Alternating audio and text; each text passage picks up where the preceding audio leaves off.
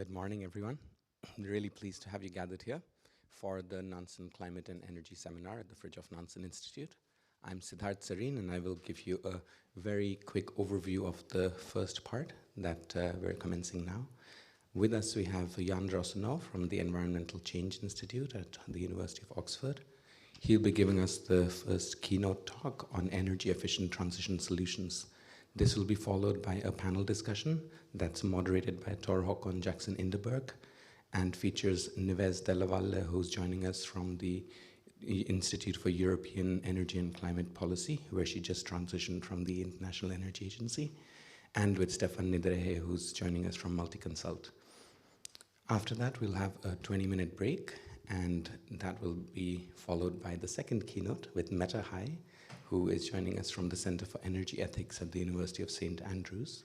And then I will take us into a panel discussion following her talk, along with Lars Gulbrandsen, who's our Deputy Director here, and with Jan Magne, who will be joining us from Renewables Norway. And that keynote will be on Petrostate transition ethics. So we have a real treat in store for you, and without further ado, I welcome you, Jan, to please take the floor.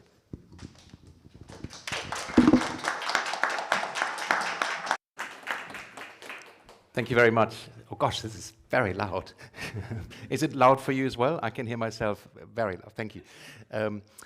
It's the first time I'm in Norway, and when I'm back in the UK, people keep telling me that heat pumps don't work in cold weather.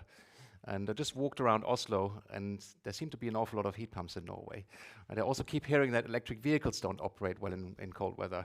And just going out of the train station, there seem to be an awful lot of electric vehicles in Norway. So it's great to finally see what actually happens in Norway and take it back into the discussion in the UK, where we are probably 2 decades behind when it comes to the transition. So it feels a bit strange to give a talk about the energy transition and energy efficiency to this audience, because Norway is, I think, regarded, at least by many in the sector, as leading on this transition. I know, Mette, you're going to talk a bit more about the Petrostate issues, and there will be another discussion about that later.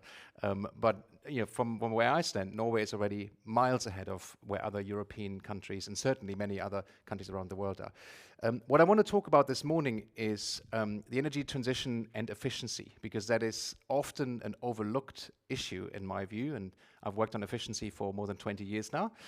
Most of the discussion, as I see it, is about what is the right energy mix. There's a lot of focus on electricity. That tends to take most of the airtime, right? Do we build wind, solar, or nuclear? What about coal? But efficiency is often overlooked. And the demand side, which is the most important part of the energy sector, is often excluded from the discussion. So I'm going to focus on that. The structure of my talk will be a brief framing, which I'm already started, and then I will talk about the energy supply side briefly as we move towards a net zero economy, and then talk about the demand sectors, buildings, industry and transport, what the transition there might look like.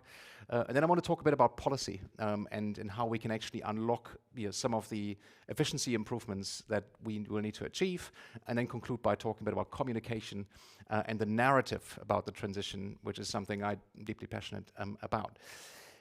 So when you look at some of the things that are being said publicly recently by people like Daniel Jürgen, maybe you've seen his piece in Foreign Affairs, or Václav Smil, there's a whole list of people who will say it's impossible to transition away from fossil fuels, because the sheer scale of the use of fossil fuels makes this too difficult a problem. We can't do it. It will take us centuries, not decades. And they often point back in history and say, look, we discovered to use natural gas, oil and coal in the 19th century, and how long it took us to scale these technologies. So it will take us at least as long to scale the other technologies and phase the old ones out. That's a common argument that you will hear.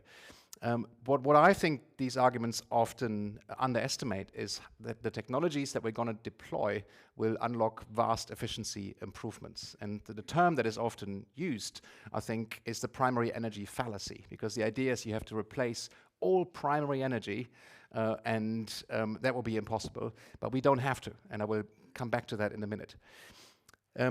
Also on the generation side, when we look at the energy inputs into the system, currently we still have a significant share of thermal generation globally, so a lot of coal and gas-fired power plants. And the efficiency, average efficiency of a coal plant is what, 30% globally? Maybe gas is a bit higher, 40%. So we waste a lot of energy just by producing electricity. And as we move towards wind and solar, as you all know, or hydro in Norway, the efficiency, as is shown up in statistics, is measured as 100%. So you're avoiding all that waste heat and the combustion of fossil fuels. So that in and of itself will have a significant efficiency improvement. But I think the more interesting aspect actually is around the demand side. When we electrify end users, we get very large savings. And just, I think 2 days ago, I got a lot of interest on LinkedIn when I posted a graph about the internal combustion engine and the inefficiency of that technology compared to electric vehicles. A factor of maybe 3 or 4 in terms of efficiency and how inefficient the old technologies are. You can apply the same to a gas boiler, an oil boiler, right, where you're throwing away about 20% of the energy inputs compared to a heat pump, where you might be getting 3, maybe even 5 units of heat for 1 unit of energy input. And if you add all that up, a colleague of mine, Professor Nick Eyre at Oxford, he has modeled that globally, what would actually happen if we electrified a lot of the economy. And he's saying about 40% reduction by electrification alone in final energy terms. And that's huge. That's a very big number. On top of that, when you look at the IPCC data, how much could be done by just better energy management, better energy efficiency, better insulation of buildings, you get another 20 or 30% on top of that. So just by doing electrification and doing sensible, cost-effective efficiency, you can reduce the total problem size dramatically already. And I think that's being missed by some of those arguments that are being made. Very pessimistic view of the world, but actually I think there's room for optimism. And in fact, when you look at the IEA's Net Zero 2050 roadmap, I'm sure many of you will have seen that came out in 2023, I think. And they have, I think on one of the pages, they have a Sankey diagram where you see the energy system today and in the future. And even though we have rising energy service demand, especially in the global south, overall, the energy system will be smaller in the net zero view of the IEA, simply because of the improvements in efficiency. It should be a top priority, in my view. We have not made enough of efficiency. And why? Well, first of all, it reduces the size of the problem, as I said before. But I think also, especially in a time when we talk about competitiveness of European industry, we talk about the cost of living crisis for households, small businesses. The more efficient the system is, the lower the running costs will be of the equipment, the less exposed we are to importing expensive and volatile fossil fuels from elsewhere. So there's a huge upside of having a more efficient system and to accelerate the transition to cleaner technologies. And also the grid congestion, right? We're having a big discussion now. I don't know whether that is a significant issue in Norway, perhaps less so than in other countries, but I've just been to the Netherlands before the summer. There was a whole conference on grid bottlenecks and what to do, because in the Netherlands, if you now want to build a new fast charging station, or you want to build a new factory that is using a significant amount of electricity, you can't get connected to the grid. You have to wait, in some cases, 5 years or 10 years to get a grid connection, because the distribution system operators, the network companies, don't have the capacity to connect people, both physical capacity, but also the institutional capacity to do that. And the more we can do with avoiding energy use in the first place, being more efficient, the easier it will be to manage the grid, and the easier it will be to electrify energy that's currently based on fossil fuels. On the energy supply side, I think we have a fairly clear picture, where things are headed now. And just on the way here, I was chatting, with my colleague who will join the panel later on, about what happens with solar in Africa, which is huge. A few years back, actually there was very little uptake of solar energy in Africa. When you look at the latest figures, and I recommend, there's an Ember report that came out, I think maybe 2 weeks ago, and they had figures for all the African countries showing significant increase in solar that's been developed. There's one nice infographic showing the whole map of the continent. Huge uptake, and I think that's now unstoppable, simply because of economics. So we're going to see a lot more development when it comes to solar, wind perhaps a little less fast. But the direction of travel is pretty clear. And you see that in the global figures for where the investment is going. Most of the investment is no longer going to new thermal generation, far from it. The vast majority, 90% plus of investment goes to solar and wind generation. And that trend is getting stronger every year. So when you look back at figures from Bloomberg New Energy Finance, for example, just about 10 years ago, the picture was quite different, it was much more mixed, and that it's changing, where there's less and less investment for new thermal generation and more investment for renewables. So even if people don't like that, that's just what's happening in the market. That's what's happening where people put their money. I'm not saying that the problem is solved. Far from it. We still build far too many coal power stations, and that's a problem. But overall, I think it's pretty clear where the transition is headed on the supply side. There are, of course, I think, huge challenges for the demand side as well. How do we actually make sure we have the energy system set up in a way that offers enough flexibility, storage, to facilitate the transition to renewables? But I'm not going to go into that in my presentation today. One question that keeps coming up for me is, what about hydrogen? And some of you might have read the books that have come out over the years, The Hydrogen Economy. It was a pretty famous book, I think, about 20 years ago. This was being hyped quite a bit, also by, of course, some of the companies in Norway. And there was a real hype about 3 years ago in Brussels. We had Repower EU. Hydrogen was everywhere, and it was being, the story was you could use it for heating, you can use it to drive your car, you can use it for long-term storage, you can use it in industry, basically for the entire economy. And I think that story is pretty much dead. When you look at actual hydrogen projects and how fast we have deployed hydrogen, it's lagging far behind. The costs have not come down. So I think there is a role for it, but not as an energy carrier, really, as a fuel. It's going to be very important for storage, and it's going to be very important as a feedstock, of course, in industry to replace the current hydrogen used there. But I think the debate about hydrogen cars, hydrogen boilers, and using vast quantities in industry is luckily coming to an end, and was more of a distraction, I believe, than the realistic proposition. Let me now talk a bit about the demand side, and I talk about buildings, industry, and transport briefly. So on buildings, in my mind, there are sort of three main solutions. One is clearly efficiency. So by that I mean fabric efficiency. We still have a lot of leaky buildings, not just in Europe, but all over the world. So there's a big improvement that can be made by better insulation, better energy management as well. Electrification through heat pumps, but also district heating. I'm a big fan of district heating, and it doesn't play a big role in Norway, I think, but in Finland, in Sweden, and of course in Denmark, it's a very significant contributor to decarbonization already. Why do I like district heating? It's the ability to store energy in the form of thermal storage for very long periods of time. I don't know how many of you have seen the project in Finland. I think the world's largest thermal storage facility is being constructed currently in Finland. And it's much cheaper storage than when you think about electric batteries or other, like hydrogen. It's a very cheap, it's basically hot water that's being heated up. It could be an old mine, for example, and you just heat up the water, extract the heat back out in the winter, and that can help balance the system. So district heating, I think, will play an important role, hopefully, in more countries.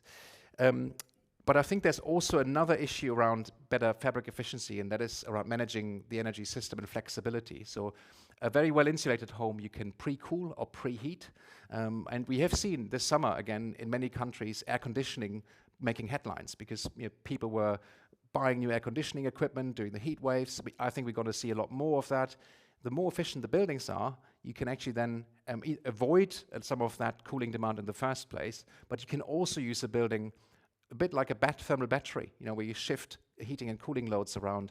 So I think there's a real benefit of doing that. And companies like Octopus Energy in the UK, they now build heat pumps with a device integrated in them that allows you to respond to energy prices and will basically use an algorithm for the consumer. You just say, I want this temperature during these hours, and then it will work out the best, most optimal pathway to provide you with the comfort that you need. So I think there's a real connection between the individual buildings and efficiency and the system efficiency overall. And then finally, the social dimension of this, right? That we've seen during the energy crisis, how significant those price spikes have affected especially poorer households. So regardless of the carbon emission savings and how cost effective it is, I think it's paramount, especially in countries with a lot of energy poverty, to insulate those buildings, to literally insulate these people from those price shocks. And that's something that certainly in my country, in the UK, is very high up on the agenda, because we have a poorly insulated housing stock, huge inequality, and gas is still the main heating fuel, and gas is still the main energy carrier that sets the price in the wholesale market. So huge dependency on gas, and better insulation literally shields people from those price shocks. I don't know, Mette, whether you go into that in your talk later. I know that's something you've looked at probably in your work in St. Andrews at the Center for Energy Ethics quite a bit as well. And I want to talk a bit about industry. So industry doesn't really get a lot of airtime, does it? I mean, it doesn't make headlines frequently, but I think it should. Industry is about half of all the heat demand globally is going into industry for process heat. The other half goes into buildings. It's a significant contributor to carbon emissions, maybe a quarter or a third, depending on how you measure it, whether you include the process emissions or not. But it's a lot of energy. And what do we do about this heat? It's been a long discussion. And for a long time, I believed that's got to be biofuels or hydrogen, because you can't possibly use electricity for high temperatures in industry. Well, we now know that that is no longer the case. It's simply not true. So there are several studies, one by Silvia Madedo, who was at the Potsdam Institute for Climate Impact Research, now works for Schneider Electric 2020, and she has looked at the potential for electrification of industry in Europe, and she is suggesting, with existing technology, 78% of process heat could be electrified. So heat pumps for the lower temperature processes below 200 degrees centigrade, but also for higher. There's a whole range of technologies now that are available that could be deployed. And then I think it was last year, the Fraunhofer Institute in Germany did a study for Agora Energiewende, and they said it could be 60% with existing technologies, and by 2035, up to 90% of process heat in industry could be electrified. Why is that important? Well, I think the hydrogen narrative is not going to fly, simply because of the cost. We've just completed some levelized cost of heat analysis with the Danish Technology Institute, and hydrogen comes out significantly more expensive than all of the other technologies that you have available. More expensive than biomass, more expensive than natural gas, more expensive than using heat pumps or even electric boilers.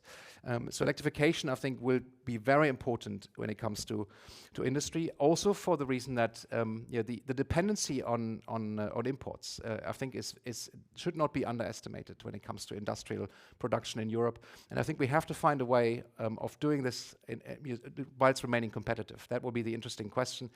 The European Commission just launched an auction. I don't know how many of you know this, but there's the first auction in the world for industrial electrification, 1 billion euros, and you can apply from anywhere in the EU with projects. You can have combinations of projects, you can have different technologies, and the lowest cost per ton of carbon avoided, basically you win the auction. It's like other auction schemes, but it's only on industrial electrification, which I think is really interesting, and it's an interesting space to watch. Last point on energy in industry, perhaps. Energy management, remains really important, and it's incredible how many times you talk to people who are consultants and advise on decarbonization, go to industrial sites, that they don't have the data. Like, what do you actually need energy for? What is the heat that you actually need for your processes? The data often just isn't there, and there's a real opportunity to optimize existing processes that should not be overlooked. So I think that's a critical component of industrial decarbonization. How am I doing for time? I'm doing all right. Transport is easy. I think when we look at road transport, passenger transport, I mean, I don't need to tell you that's going to be electric. I think that's pretty clear now. And when you look at Michael Liebreich's figures, he shares them, I think, regularly. He shows the fuel cell car sales on one chart, and next to it you see electric vehicles globally. You can never see the fuel cell car sales on the same scale, because they're so tiny. There's about, I think, was it 14,000 or so in 2023, something like that globally, and a lot of that, I think, are forklift trucks, or it's not even passenger vehicles. So I think that ship has sailed. It's going to be electric. What about shipping? I think in aviation, that's still the big question. when we're shipping, I think the good news is that 40% of shipping is to do with shipping around fossil fuel or its derivatives, which that number seems, I think it's a UN number, it seems mind-boggling, crazy, that 40% of all the ships that go across the Atlantic Ocean just ship fossil fuels or derivatives around. So a lot of the shipping problem will go away by simply stopping to using fossil fuels in industry, in buildings, and road transport, etc. But there's still going to be a significant challenge, what to do with the remaining 60%. And I don't think we have answered that yet. That's still a big challenge that we haven't figured out how to do. Yes, I mean, sure. Last night when we had dinner, there was an electric ferry. We figured, you can do short distances with ferries. There's now one being built for, I think it's used in Uruguay, the biggest electric ferry ever. It's very, very large. I think it's 2,000 passengers and 200 cars or something. It's massive, yeah. But that's 100 miles, I think, nautical miles it can do. But not you can't go across to the US, for example. So there's still a significant challenge there. A bit on power sector integration. I think when we use energy, it will become increasingly important, and not just how much we use. And that means, I think, engaging much more with the demand side, making sure we unlock those flexibilities in households, in businesses, in industry. We haven't even started.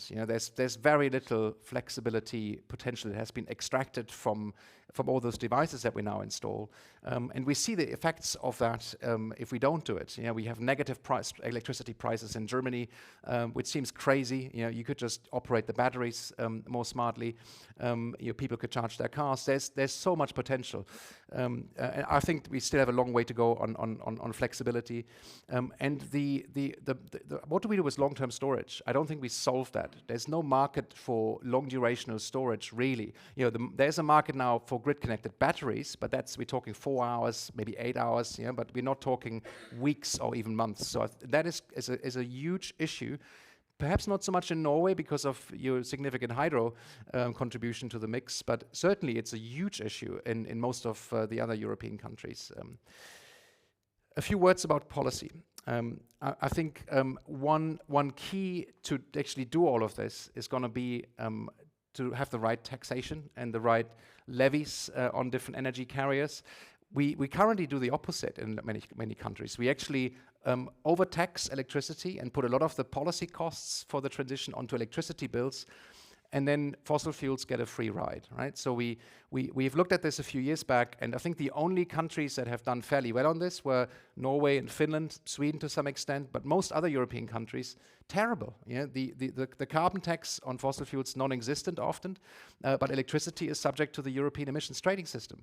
What signal are we sending to people, to investors, right? You're actually subsidizing fossil fuels indirectly by having a distorted tax system, and that's not been sorted out yet. Time of use tariffs, like network tariffs that are actually smart and not just flat. In Germany, you still get, there's a system that's been coming out of the 1970s where if you have a stable load profile, you get rewarded. If you fluctuate your demand, you get penalized. We now need the opposite. You should be rewarded if you fluctuate your demand and get penalized if you just have a flat demand. So there's a lot of catching up to do.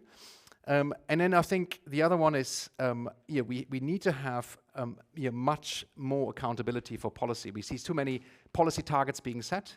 The Commission is a prime example of that. And then a few years later, the target is being missed. I think we need more of a focus on policy measures and less on targets. That's a short message there. And then finally, I want to say a few words about communication and some of the narratives. Because it's relentless when you are engaging with people on the other side of the argument. You keep hearing the same messages, and they will tie high costs, inflation to net zero, and they are very successful, right? In the UK, we have a whole party now, Reform Party, and they're about 30% in the polls, and that is because they will just say it's net zero's fault. The prices are high and your quality of life is low because of net zero. Whether that's true or not, there's enough people who believe it.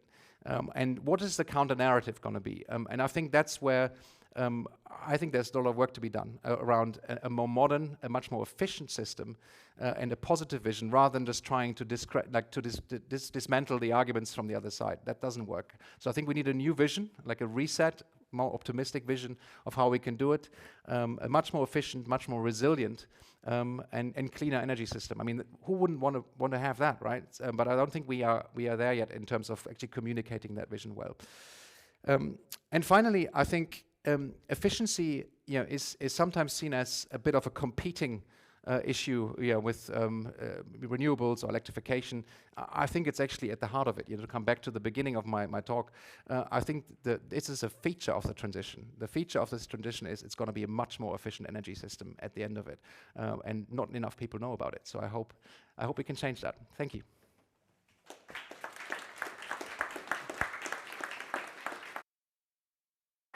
Thank you very much, Jan.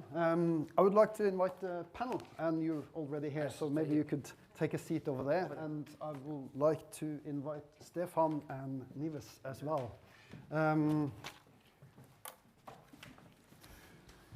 The first thing we're going to do here is I'll invite the two new panelists for 7 minutes response to Jan's keynote talk. So I think we'll start with you, Nives. You said you were a behavioral economist with the sociological inclination, so I think hopefully we can hear a little bit more about that if you could bring your points up for that time. Thanks a lot for the nice introduction, and thanks for this opportunity. It was a privilege to come right after Jan, and it was truly inspiring. Just a few points on the demand side. As mentioned, my background is behavioral economics, so the focus is always on people. So energy efficiency, of course, is driven by technology, and we have different technologies to unlock this potential for reducing emissions and to have positive consequences in our mission to decarbonize Norway or potentially the European Union. I have to say that my focus has always been on the European Union, so that's my bias. But the focus should be on people, because we always talk about technology, but technology is not automatically taken up by people, and so we should always think that it's designed for people that will daily interact with that technology. And so when we design the measures, being that technological or a policy, we need to have people in mind. And having said that, we also need to acknowledge that energy efficiency does much more than reducing emissions, and it's really a way to unlock capabilities. As you mentioned, Jan, in several points, it really unlocks several positive co-benefits, such as increased comfort, which means increased health, which for the government means reduced health expenditure, or potentially even increased social cohesion, because if people live in better insulated neighborhoods, they also live better lives, and potentially they can stick better together. So these are all co-benefits that are capabilities for people to be better citizens, and this is something that policymakers want to know. And perhaps in our vision that perhaps we should communicate better the need to quantify better these all co-benefits associated with energy efficiency. This is a call for action for us researchers working for policymakers, because if policymakers have this evidence on these co-benefits clearly, they can also have better arguments to design energy efficiency policy, but that becomes also social policy, education policy, and so forth and so on. Having said that, with people in mind, it means that we need to acknowledge that they are not only passive receivers of technologies or measures, but they are also citizens that can own the energy transition or the energy efficiency process. And so we need to acknowledge that they are capable being, and so they can bring their lived experiences in all the process from the very scratch. And this is also where we can build that trust that perhaps is missing, and that bring people also to say that some measures are actually the fault of all the troubles that we are having. And if we bring people from the very scratch, being that the design of a smart meter or the heat pump or any kind of technology, perhaps we can also bring their unique needs because they are different, and also perhaps acknowledge that they have different capacity to act. And one thing that you also said is the potential of energy management. Over there we have such a huge untapped potential that we can unlock, and we could do that if we consider that exactly citizens have different capacity to act because of structural inequalities. Think, for instance, about tenants that don't have the power to renovate their house, and so here we need to have targeted measures for policymakers to really design regulations that address split incentives and also that perhaps avoid the so-called renoviction. We don't want to renovate buildings and then evict people that will be perhaps those that will ultimately need the most these measures, and so this is a call for regulation and some market incentives that bring together the landlord and the tenants. And then there is also an issue of justice in all this discussion. We want citizens to own this transition, and there are many models that can teach us that is possible. For instance, energy communities is an example, but also other cooperative ownership models, also with the electric vehicles. So citizens own the technology, can use it, and then can also use it better because then it's owned by them, and so they feel also attachment, and they see also a collective goal that is achieved. And I don't know if I have... Okay, just I wanted to say about the power of digitalization. Of course, that might help for sure the unlockment of energy efficiency potential, but again, always having people in mind, because we don't want then also with flexible tariffs, some groups to be at risk of exacerbation of injustices. If we think some groups that have inflexible energy routines because of medical needs, for instance, then we cannot ask them to change the demand as for the average group. So we need really to have a targeted approach, and to have this. We need to recognize that they have different needs and potentially different distributional effects. And in a nutshell, reply. Thank you very much, Nives. I think we can hear a little bit that Nives has a background not just from her more recent IEECP affiliation, but also from the IEA and perhaps also from the European Commission. Yes. Focus on the people's at the other side of the policies, I guess. So before we move on, we've heard a little bit about the potential and the areas where we can do things on the energy efficiency part. But we also, and then we've heard from Nives on the more people-centered part. But we also have an engineer from Multiconsult here who have some perspectives to share, perhaps more from the technical side. Yeah, thanks a lot to Håkon.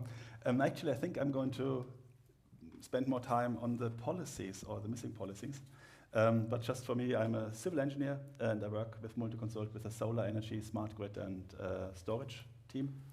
And I think I work halfway in Norway and halfway in Africa for a lot of projects. What I will say is actually the technology for the energy transition is not the problem, but the policies are missing. And that, I mean, you said this, we have a problem with long-time storage, but if we just use the technology we have, we get probably to the decarbonization of about 90%, not a problem. And we deal with the rest when we come as far. So it's really, we're not waiting for something at the moment. We really can go forward quite fast to do that. One other thing is also, and that's a bit of a European perspective, Europe is probably one of the more difficult continents to electrify or decarbonify, because we are a lot of people, it's quite dark, it can be very cold, and we don't have that much space. If you look for a lot of other continents, be it North America, South America, Africa, Australia, South Asia, it's warmer, you have better solar, you have better wind, and they are not going to wait to decarbonify now that they actually have the technology and can pay for it. It has become available in the last couple of years to actually be deployed almost out in these other continents, basically. And especially true for Africa, where we work. It's accelerating the last 8 months, 12 months, and if it's going to sort of follow the same curve as it did on other continents, this is going to be massive. So for the rest, I'm probably dealing more with Norway or policy I am missing in Norway, I personally see missing. Norway is a bit special in Europe because it used to be always be water power, electrical heating, for example. So a lot of the infrastructure for the basic electrification or actually energy efficiency is all in place. You can very easily just replace your panel heater by a heat pump and have saved a lot of energy already, and you don't go over your maximum effect in the net. So these small things, that's actually pretty easy to do. Trouble is a bit, what I'm missing in Norway is a general political consensus on how to go forward on this energy transition and the energy efficiency necessities, more or less. There's a tradition in Norway to actually make political consensus, for example, for tax. There was something a couple of years back, but it's not happening at all for the energy transition at the moment. And that would be a very nice thing to have, that the both big political sides would talk together, decide where to go, how to do this, and which incentives. Because at the moment we are, in the best case, looking at sort of 4-year steps, but this is a bigger project. This needs a much bigger consensus over time. Incentives, again, this is mostly a problem now for the households, but it could be also for industry. We need electrical energy. It has become pretty expensive in Norwegian terms in the last 3-4 years. Different reasons for that. And the answer now in January was that we get Norgespris, which is basically a flat rate for the energy, which had one big advantage. It sort of stopped the discussion about energy prices. But unfortunately, it also locked in my eyes, a bit unfortunate mechanism how you subsidize these energy prices. It sort of stops all incentives about energy efficiency investments for private households, and it stops also energy savings, just basic common sense things. Still expensive, but it doesn't help us sort of further the energy transition. What I would have liked to see would be something like a mechanism which is more closer to a sort of carbon fee and dividend, where everybody gets the same amount back and then can do what he wants to do with this money. And you would have the full incentives for actually saving energy and do energy efficiency and investments. It would, in my eyes, be better. It would also take with you the people who don't own a house. They would get the same amount of money.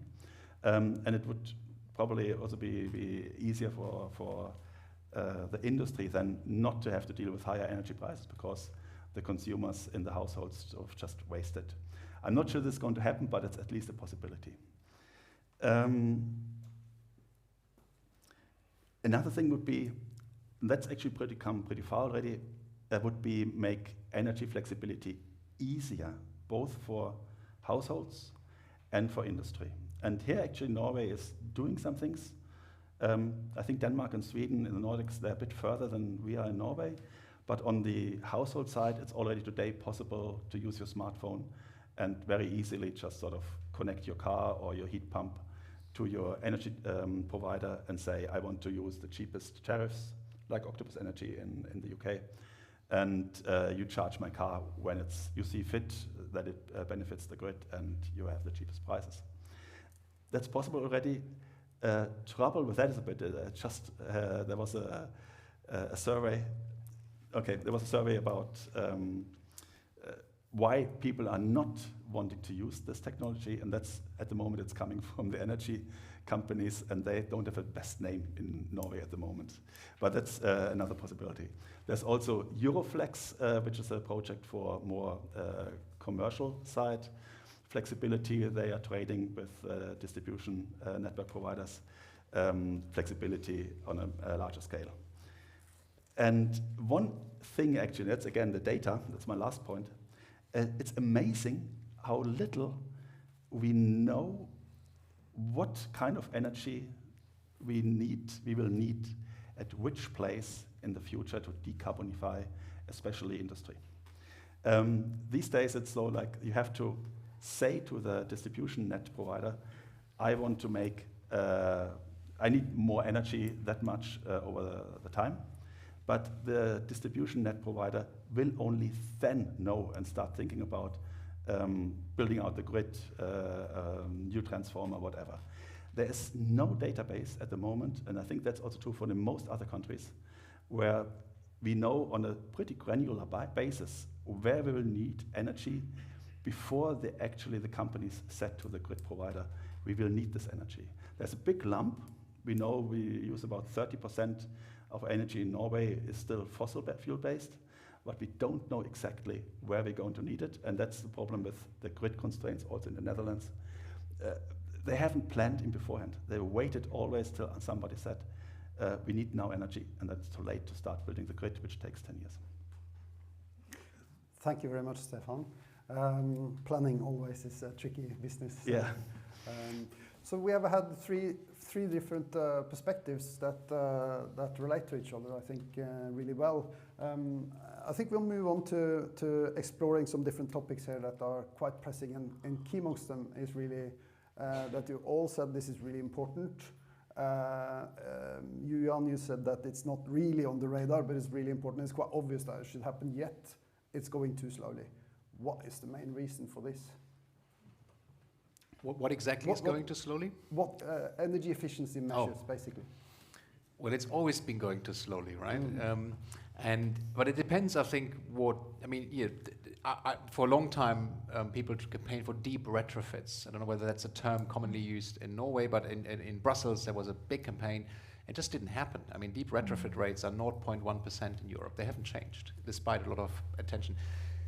So I think that's probably unlikely to happen, right? Even if we want it to happen. But I think where we can see a lot more improvement, like we look at industry, there's now a unique opportunity to really take another look at industrial efficiency.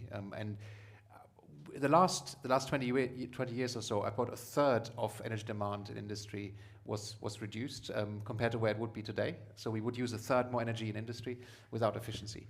How many people know that in the European Commission? How many people know that in the ministries? It's not widely known, but the potential for more efficiency is still another quarter by 2030, according to a recent analysis. So, but why are we not going fast enough on efficiency?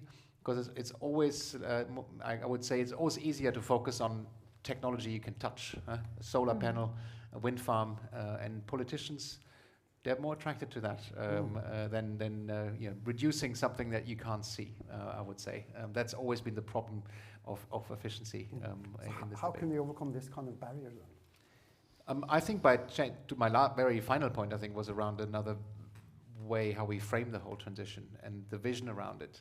I think needs to, especially with these pressures of high prices, geopolitical tensions, and the inflation, competitiveness. I think that this provides really fertile ground for reassessment of efficiency. I hope. We're not there yet. Are you sharing these kind of what?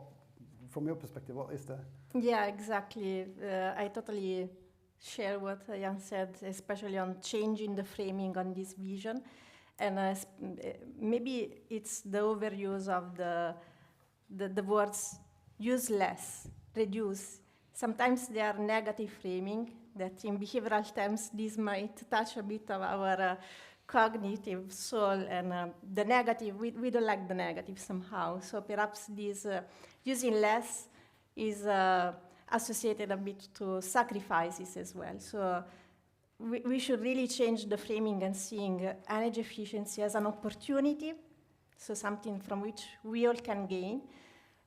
We mentioned before the co-benefits, so energy efficiency is a way to live better lives. So if we really use energy better, if we uptake certain technologies, if we share it also, I don't know, a trip, because it's not only about electric vehicles, it's also how we move that makes the difference. We can see that we are gaining something. We can gain more relationships. We can gain more comfort in our homes. We can have better educational outcomes because we can invite people at our place because it's more comfortable. So it's about really changing the frame in something from which we can all gain, and not only as individuals but as community, because in the end we are owning also this. We mentioned also some cooperative ownership models on electric vehicles, energy communities, so there is a lot from which we can all gain, and so this is the change in the framing that we should all embrace somehow. Yet, Stephan, you pointed to the price as a very important inhibitor with Norges pris. Is energy too cheap, particularly perhaps in Norway? Is that one reason? Or is that? You would think that the industry and household I wouldn't say that energy is too cheap. Energy is a basic necessity which everybody needs. And Norway is used to a certain level of energy cost. And if this deviates too much from that, you get unrest, because the rest of your money you sort of have already locked away for spending for something else. So if this changes too much, you get questions. If you compare this to energy costs in the rest of Europe, we're still very, very cheap. So it's in itself, it's not really, it shouldn't be a big issue, the cost. Norges pris, it's more the policy which I see as a problem, that it sort of deals with the energy cost in a way that we're going to take care of it, you don't have to worry about it. And that doesn't really work if you want to change your how you use energy, how you want to invest into energy, how you want to invest into energy efficiency, because that takes away the responsibility from the people who should be doing it. On the other hand, you have to make it easy for them, and that is also missing. And all of this is making it easy, and how you deal with the energy price, that is probably going back again to this political consensus, which is totally missing. That we as a nation should decide how we want to go further with dealing with the climate emergency we have. We have to sort of use the energy lever to get around that. We have to change the way we use energy, and we have to do it together, because we as an individual, we can't do it. It doesn't work. It has to be a societal decision to go further. And then suddenly you can unlock ways of doing that, as long as you sort of use the energy transition as a political game. Or in Norway, it's actually pretty harmless. If you go to Germany, my home country, this is actually a fight. There was a government fell more or less about a law about energy efficiency in heating, because it was heat pumps were blamed on more or less everything. It wasn't free to choose anymore which energy you wanted to use for heating your home, and that destroyed the government last year. And if you use these energy efficiency questions and that as a political game, something, you won't go anywhere. So I think the basis for going further is get political consensus that we have a problem, we have to solve it together, and then suddenly the narrative becomes something totally different, and you can start solving things. So, but we have to solve it together. You're saying we're talking about quite overarching, sweeping narratives that we need to have focus on this issue with energy savings and energy efficiency. Yet there are so many different sectors that we're talking about underlying this. And we touched on transport, industry processes, households, air travel, numerous different sectors, and they all need to reduce energy consumption. So can we even talk about this as one thing, or how do we solve this in a policy way?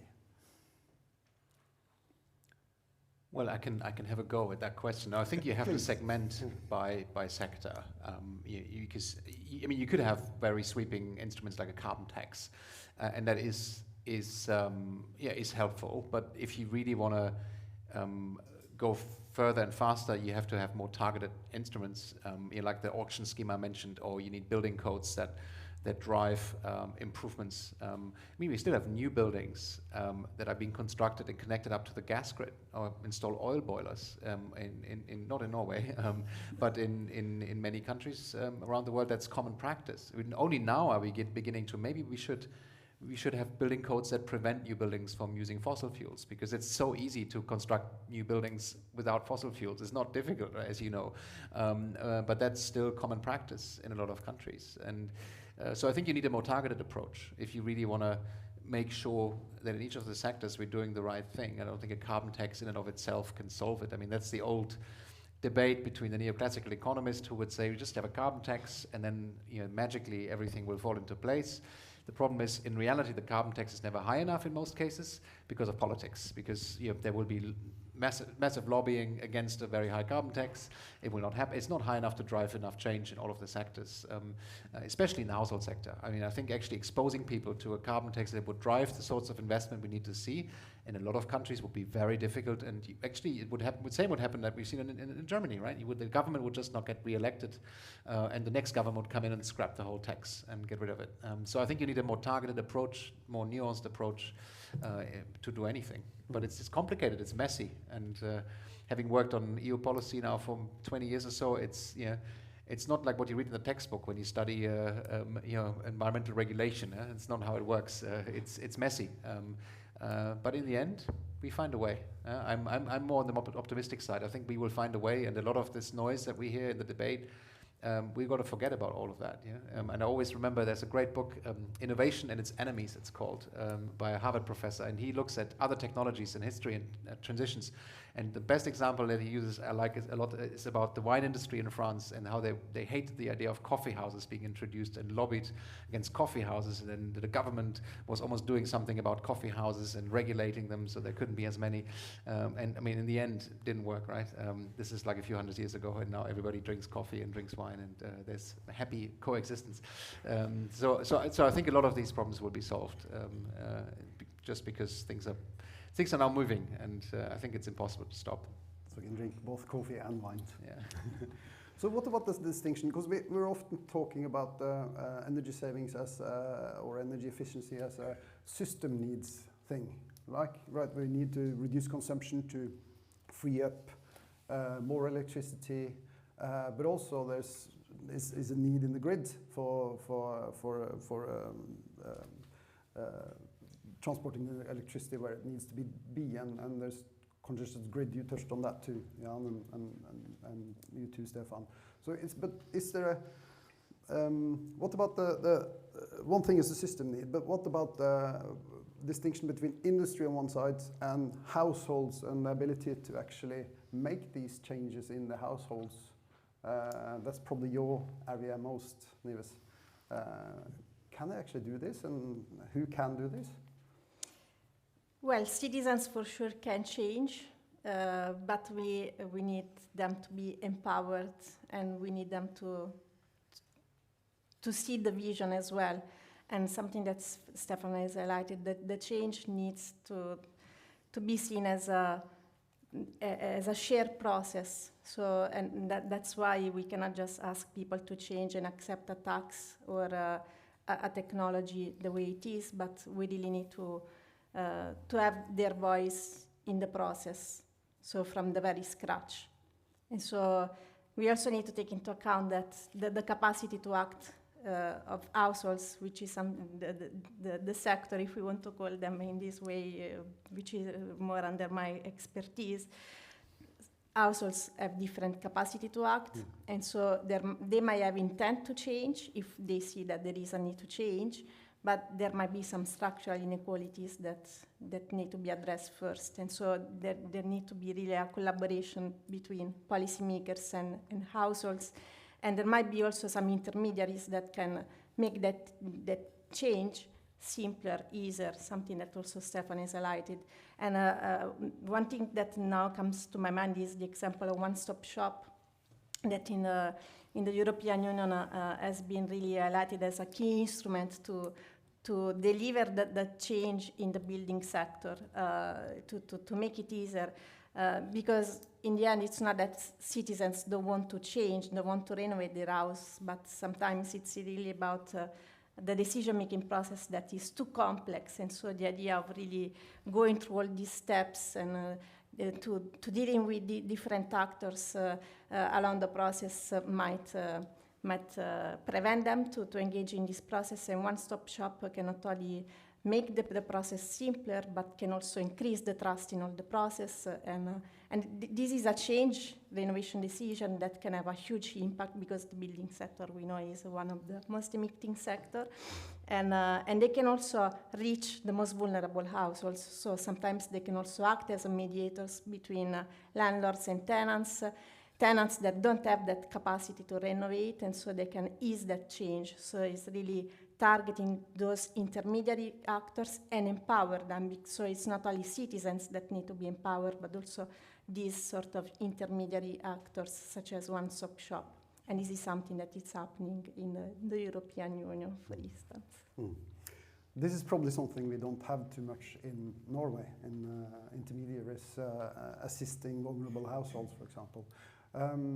This brings me to the notion of Norway. You have touched on Norway and the Norwegian situation being highly electrified already, high numbers of EVs, all sorts of things. But what can Norway learn from Europe and other places? What's the main learning goals, do you think? Don't go down the way of political division. That's the first thing.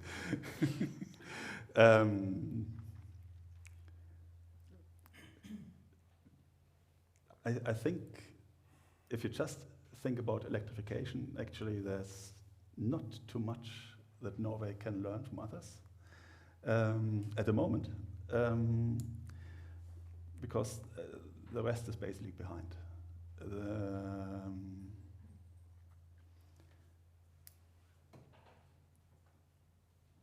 But we're sort of, how to express that? I'm not giving up this easy. No. It's more like, how can we convince ourselves that we still have to push? And that is actually the big discussion at the moment, but also between the two political blocs. Is Norway is already very much electrified, so Norway has done the difficult electrification thing basically since there was electricity, since 1900. And we never use a lot of gas in the households, for example.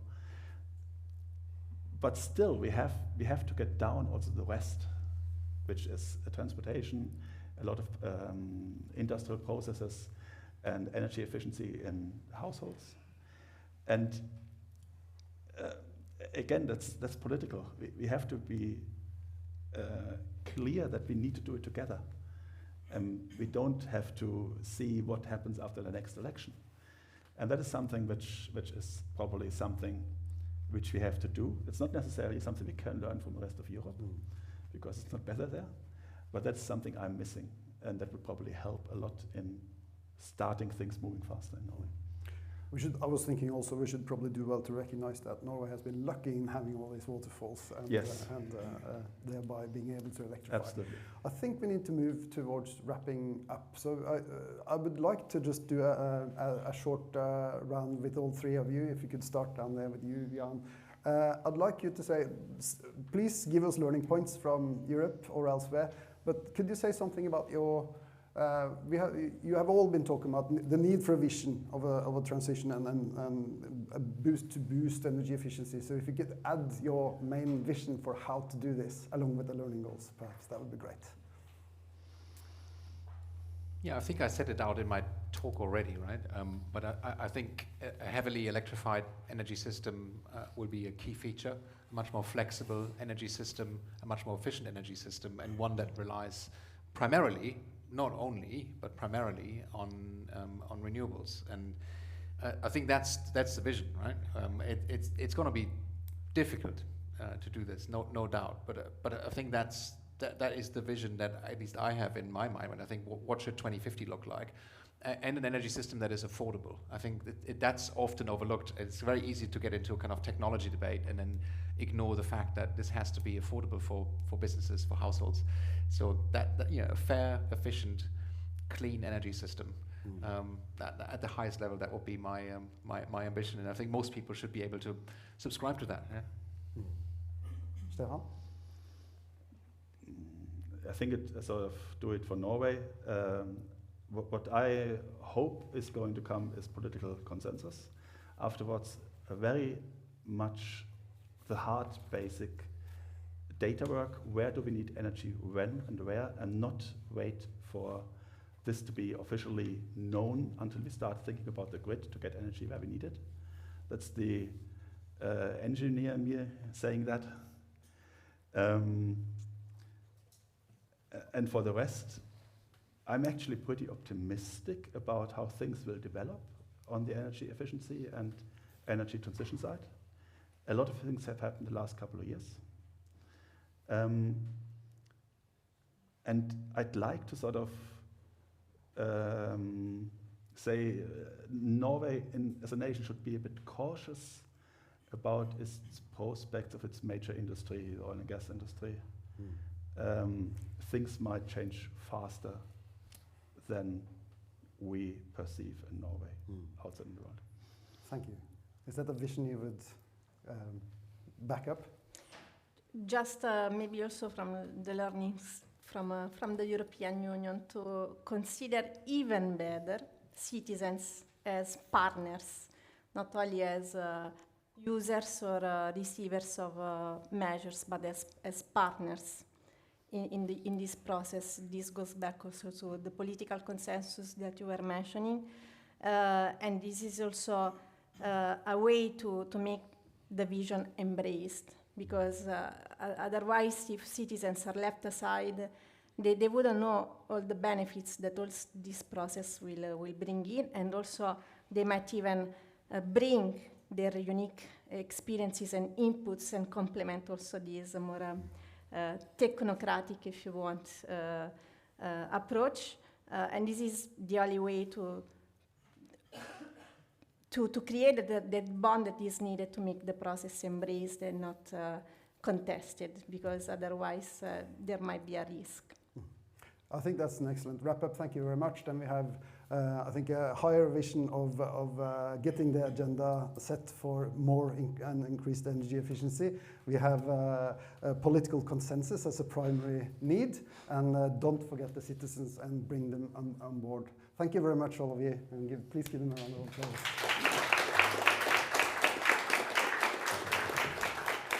It's a great pleasure to meet all of you, and I really look forward to continuing the discussions. I feel like I got the perfect hook at the end of the last session when there was talk about how, we really need to think about the people. I'm a social anthropologist. I deal with people. That is my bread and butter. Today, I'm going to be talking primarily about the research that I've been doing in the US, in the state of Colorado, on the oil and gas industry.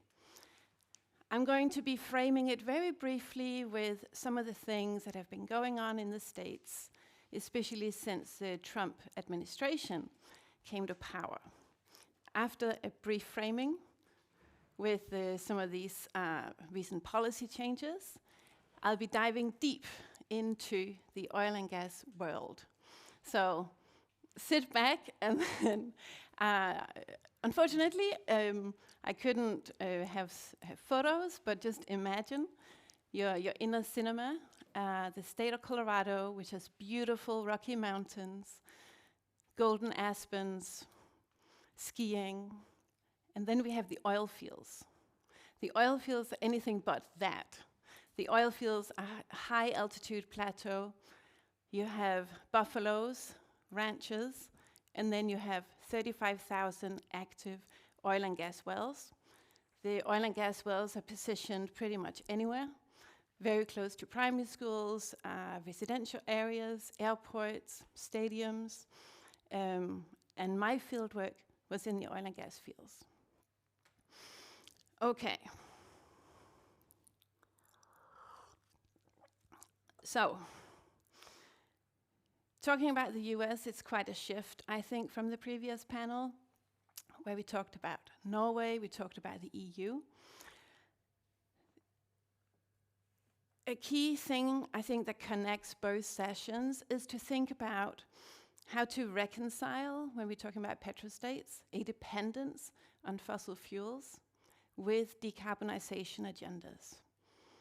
How do we grapple with this? And what are the ethical dilemmas that arise in that kind of transition? One level of an ethical concern is when petrostates might be using climate finance and green rhetoric to delay meaningful action, when they say one thing and they do another. Another kind of ethical dilemma we can see in petrostates is the one that's often called panic and pump. Okay, we can see what is on the horizon. At some point, the production of oil and gas is going to have to slow down because our climate agendas are nearing these, so in some cases, legally binding targets. We need to pump now. We need to drill, baby, drill. And that's another way where we're doing one thing and we're saying another. So how does the US approach this dilemma? What we have seen in the US is a dramatic reversal in the energy policy space, especially following the 2024 election of Trump, his re-election. What happened really was a shift from the Biden administration that we had the IRA, the Inflation Reduction Act, that pumped a lot of investment dollars into the growing of a renewable sector. And now we are dealing with an administration that talks in terms of energy abundance. That is what the Trump administration is going for. And key to the energy abundance is an expansion of the oil and gas industry. Programs that are addressing, even just indirectly, climate action have been cut, and congressionally appropriated funds for decarbonization has been frozen, if not withdrawn. What we are seeing is the complete gutting or the freezing of IRA investments. We are seeing, especially offshore wind, that was starting to take off in the States, is now struggling because licensing that had been approved is now being pulled away. We are seeing huge investments into ports that were central to the building of the offshore wind. Those ports are now having their funding redirected towards coal, oil, and gas. In January, the 20th of January, Trump, he signed an executive order to initiate the formal withdrawal from the Paris Agreement. Again, we know he did that in 2020, then Biden reversed it, and now Trump has decided again, no, we are going to withdraw. And this was part of a broader executive order that was called Putting America First in International Environmental Agreements. This is at the federal level. Of course, it's different at the state level. And the state of Colorado is part of a US climate alliance, so they are continuing their commitment to climate action. So here we have a case, this alliance has about 20 states actively involved. So there's a clash right now going on between what happens federally and what happens at the state level. Colorado has pledged to uphold, if not exceed, the US emissions reduction targets, regardless of the federal policy. Colorado is committed to continue pursue its climate goals and transition to renewable energy. So they have maintained their renewable energy targets. On the 14th of February, Trump, he signed another executive order establishing a National Energy Dominance Council. It aims to enhance private sector investment, promoting US oil and gas exports, especially LNG, and cutting red tape for energy permitting. That is particularly focused on the coal sector. What we saw then on the 8th of April was that Trump, he signed another executive order to reclassify coal as a mineral. Up until the 8th of April, it was classified as a fossil fuel commodity. By reclassifying it as a mineral, it enables coal miners and coal power plant operators to apply for federal funding. It enables them to avoid some regulations, requirements for emissions reporting that now they don't need to follow. It gives them preferential treatment in energy and trade policy, and they're allowed now to mine on federal land. So it's a way of trying to support the revival of the coal sector. But again, there's more complexity to it, because one thing is what Trump demonstrates, what he performs, what is the show that he puts on, and what actually happens on the ground. So despite this federal support, coal continues to struggle as an industry, and it struggles partly because of the cost of capital. Investors are worried, despite of Trump's support, of, okay, what is a long-term perspective here for the coal industry? Trump, he might right now pledge his support, but what's going to happen in 4 years' time? Investors are not entirely convinced by Trump's plans. So the cost of capital is still quite high for the sector. And Jan, he was talking a little bit about the inefficiencies. I mean, in the coal industry, we have massive inefficiencies when it comes to the cost of producing that electricity. So we will see what will happen.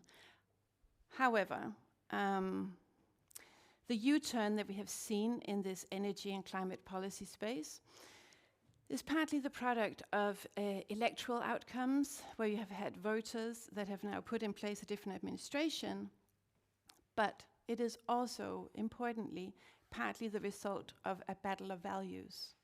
People hold different values, and that is kind of underlying, it's underpinning these shifts that we are seeing in the policy space. So we can talk about energy policies and we can talk about heat pumps, but we also need to think about the people and the values that people hold and why they hold those values, because values matter. Values become part of the political projects and the energy futures that we see. So if we think about values, we might think, oh yeah, in the oil and gas industry specifically, is this a case of a lot of kind of climate denialism? People are just, they don't believe that climate change is a thing, and therefore they hold values that promote the continuing exploration and production of oil and gas.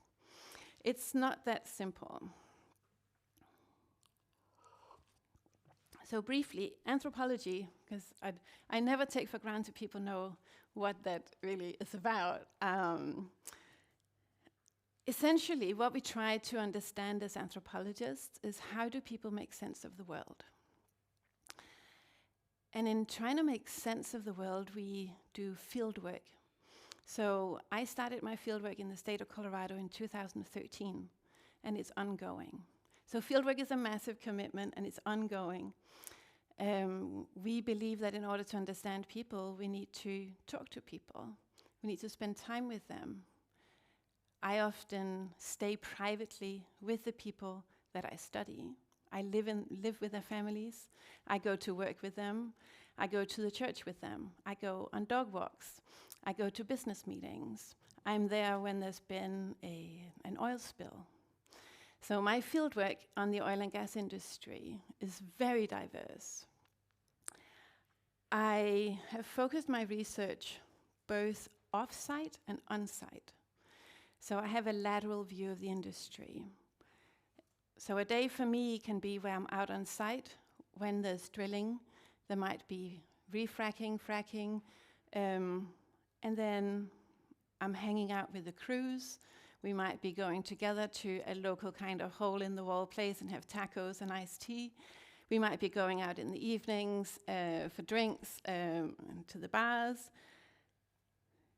The next day, I might find myself in Denver with executives, with the CEOs, COOs, CFOs, boards of directors, the presidents, to really get that understanding of the industry. And the thing that probably characterizes this space of fieldwork is that my interlocutors, and that's how we refer to the people we study, centrally see themselves as entrepreneurs. So again, it's probably quite a different context from the Norwegian oil and gas industry. In Colorado, it's the companies that I'm studying are small to medium-sized, very much led by this entrepreneur spirit, where they are hunting for investor capital to set up their next company. Access, as an anthropologist, how do you get access to the industry is a really important question. And it's a tough one, especially if you want to study the oil and gas industry in the US. It's very guarded. They will assume academics, regardless of discipline, are there to criticize, to attack, to expose. So in the beginning, it was easy for me to get those very polished, sleek PowerPoint presentations by the kind of communications officer, the one who was in charge of PR. But that's, as an anthropologist, is, okay, that can be interesting. You could study that. You can study how an industry sector represents itself. But I'd like to know, when people in the oil and gas industry go to sleep at night, how do they feel? What excites them? What matters to them? What worries them? What is a risk to them? What is a personal risk, an environmental risk, financial risk? I'm not going to get that insight by just going to all these sleek presentations. So that's also why fieldwork takes time. Eventually, I made headway in gaining access. I knew someone in the industry who could introduce me to people, and it slowly snowballed. And what I'll be telling you now is based on 200 plus interviews, as well as what we call participant observation on the industry. How do they see climate change?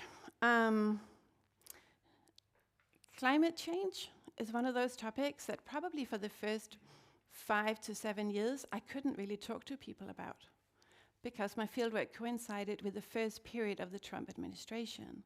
And he effectively banned the notion of climate change. So it became very political. Trump has very much politicized climate agendas. And so I very much appreciated Stephan's call for political consensus on this, right? Like, or if there's anything you can do in Norway to avoid the politicization of climate, that would be so important.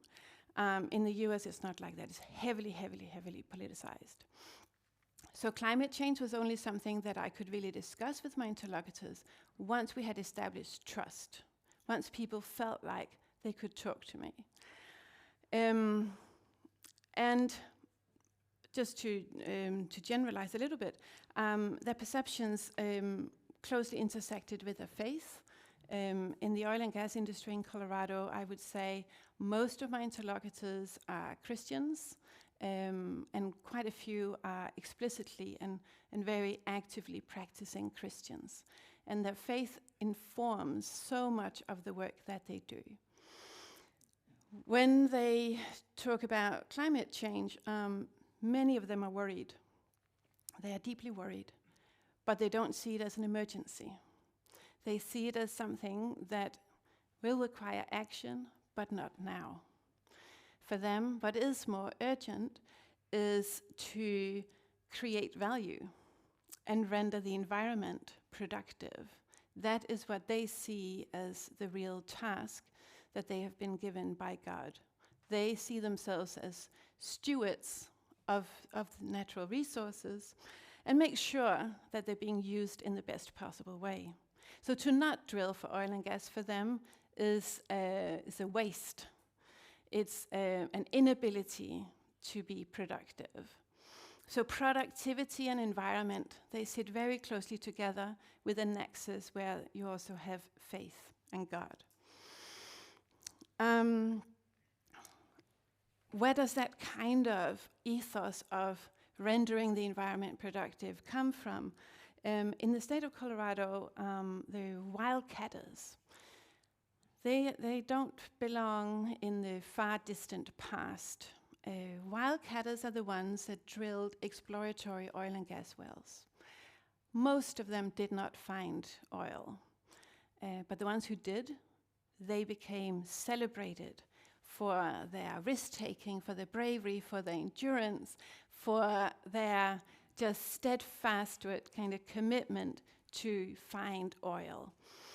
And today in the industry, wildcatters, they are present. They have a wildcatter award that the industry gives out to a CEO generally, who has exemplified a wildcatter ethos in today's industry. These wildcatter legacies intersect with, and then something that I felt was we haven't talked much about yet, is finance. So part of my research took me into the spaces of private equity firms, because the small to medium-sized oil and gas companies, they are financed with private equity capital. They don't get bank loans to do their operations. It's way too expensive, and their operations are too risky to be capable, really, of attracting a bank loan. So it's private equity that is financing the industry. With private equity in Colorado, it's an opportunity, that's how it's perceived, to attract incredible investment. If you attract that investment, you can go and build your company. There is this sense of, it's talked about as a lottery ticket. It's talked about as a thing that can enable you to realize your dream of building your company.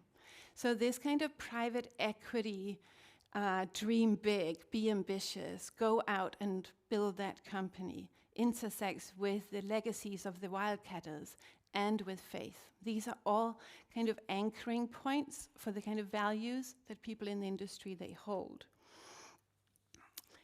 So how do they talk about energy transitions? What happens when I'm talking to them about what happens, for example, here in Norway? What is the reaction? Well, they laugh. They mock it. They ridicule it. They see it as emotion-driven. We feel good. We feel good when we look at wind turbines or we look at solar panels. And the way that they reject it and dismiss it, it's very outright. It's very performative. It's very kind of like a demonstration of rejection. It's by focusing on energy density.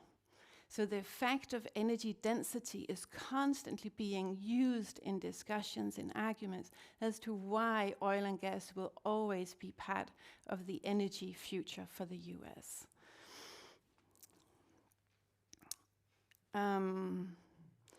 So for them, this kind of defense of a petro future is maybe not surprising. Like, it serves them pretty well personally. It's an industry with good salaries, but I would also say that in my fieldwork, it's not a field site where you have this kind of crude, banal selfishness. If you think about what I was saying with my fieldwork and maybe with the importance of faith, what really struck me, both on-site and off-site in the industry, and I don't know if it's the same here in Norway, is the incredible pride people take in their work. There's a real sense of pride. People are very proud of working in oil and gas. And to dig deeper into that pride, like how does it sit? What is it anchored in? It is anchored in heavy moral discourse. They see themselves as responsible agents who are drawing on facts. The whole kind of scientific objectivity, facts, especially when it comes to energy density, are very, very important in arguments, where they see energy transition advocates as being emotion-driven. They don't see them as fact-driven like they themselves are, and as such they reject people in renewable energy as irresponsible. People in oil and gas, they see themselves as reliable. They draw on those wildcatters, the not too distant past. Look what they did. They have created this sector. That sector is still flourishing. So being reliable and earning trust by coming through generations in an industry is for them really important. And lastly, they see themselves as being held accountable. And they're being held accountable to investors. Then they don't see themselves as being held accountable to local communities. They don't see themselves as being held accountable to that primary school right next door. That's not where accountability is being constructed. That relationship is not key. The relationship that's key is to your investors. They need to manage money cleverly and responsibly. So this moral discourse creates a closed loop.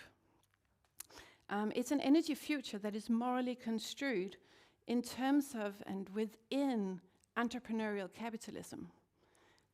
That's the moral universe that they're operating within. Being a good capitalist is for them a moral task. It's not just a financial task. It's not just what pays your salary. It is what makes you a good and capable human being in the eyes of God. Like that's the ethical kind of value universe that we are operating with. So to conclude,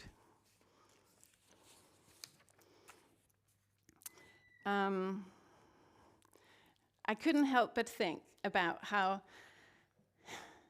if an energy transition was to happen in the US, how would it happen? How would you get people like my interlocutors to either accept the decline of their own industry or support a future centered around renewables?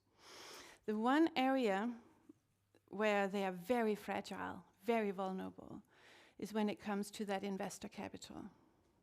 And you can say, of course it is, because without the investor capital, they couldn't deliver their projects. There would be no next wildcatter spirited oil and gas company. That's true. But morally, if that investor capital wasn't there, there'd be no validation of the work that they do. What they get through investor capital is a kind of stamp of moral approval that you are doing the right thing because you're being a good capitalist creating value. And that's what lies at the core. Thank you.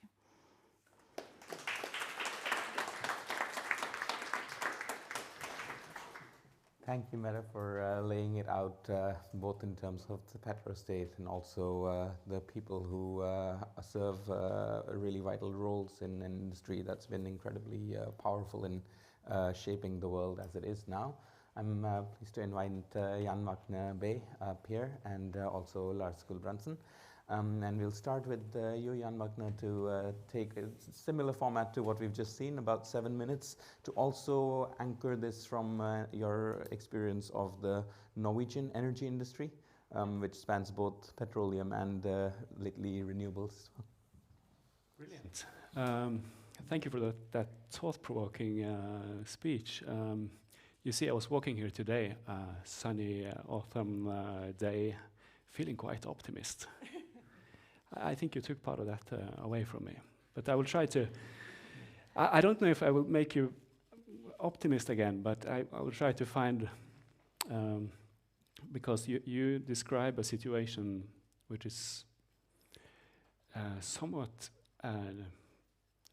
known. I have my first experience in the energy industry was actually as a trainee at a company formerly known as Statoil in Canada, in oil sands. Now I'm at Renewables Norway. And in between I have about close to a decade at the Norwegian Ministry of formerly known Petroleum and Energy, now just Energy. And through those years, close to 15 years, I get a lot more criticism now at Renewables Norway than what I did even when I was communicating the most controversial way of extracting oil and gas reserves, which is food for thought. And then you see China going in the complete opposite direction to at least Trump's US, with what you are calling an electrostate superpower. And they don't do this just for climate concerns. It's hard business and politics as well. And where do you put Norway in this picture? Well, you see some of the same elements in the Norwegian debate as well. It was not that present in the recent election campaign, but we who work in renewable industry, we get this criticism everywhere, in media, at family dinners, social media not least. Green transition is ridiculed. Talk about green subsidies, climate fanatics, and strong opposition, especially to wind power, of course. If I were to describe those 10 years at the ministry, it's a journey where exploring oil in my home province up north, far north, Finnmark, was less controversial than setting up a wind turbine. How did this happen? Yeah, that will be the title of if I ever to write a book. You know, I will not. You had in your title Petrostate, so I was wondering if you were going to end by calling Norway a Petrostate. I will not go into that concept, but there are some issues that's very relevant to discuss. First, when the new renewable energy industry has recently been labeled like we have a reputational factor, that we have a very low reputation, right? We're even below medical industry, agriculture, oil and gas. That's topping the charts. That's the most popular industry in Norway. I don't know where the weapon industry is in this list, but we're rock bottom. And when we get people tell, oh, you should learn from the oil and gas industry what you're doing for improving your reputation. How did they manage the stimulus package for the oil industry during COVID? They were very successful. I had 7 minutes, right? I don't have the answer. I can tell you that. But you mentioned the proud oil worker, or petroleum worker. We don't have that for the renewable energy industry. I wish we had, because I think Norway should be proud at what we have been doing for more than 100 years within the renewable energy industry. And then you have the rage when you see your electricity bill. People feel, I mean, if there is something that's sensitive in Norwegian discussions, it's the price of electricity. You don't see the similar rage at the gas pump, even though we are producing on our continental shelf. So there are a lot of issues here. And how is the Norwegian energy transition going, if I have time? Well, it's progressing. Not fast enough. We have seen a decline in production, especially since 2020. But you know, the fundamental issue is, if you want to know where you're heading, you need to know where you are. What is the theme we are going to address? Because we, in this audience, we talk about energy transition, but if you, there are quite a lot of people who don't accept that concept. You have seen energy addition, that renewables is just an addition to petroleum. We will forever depend on petroleum. And then you get the whole nuclear debate in Norway. I mean, make no mistake, I absolutely support nuclear energy in a long-term international low-emission scenario in Sweden, in Finland, in Europe, no doubt. But in the Norwegian context, well, it takes a lot of space. So we don't agree on whether we need energy transition, whether it's happening, whether climate change is real. I believe the Norwegian public is quite high on those lists who don't believe it's real. Or whether actually nuclear can do the job and not renewables. So it's a challenging picture. Okay, now I was very pessimist. I was trying to, yeah, okay. I will try to finish with some cause for optimism. Or that pause was not. If we recently got a new CEO at Renewables Norway, and his slogan, introductory slogan, is "Make renewable energy great again." Yeah. And that's probably where we should be heading.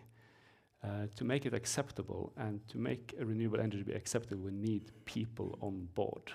I mean, and what you mentioned, Stephan, a broad policy agreement between the major parties about where we are heading, and probably climate is just part of the picture. It's also about competitiveness and building a resilient green country for the future.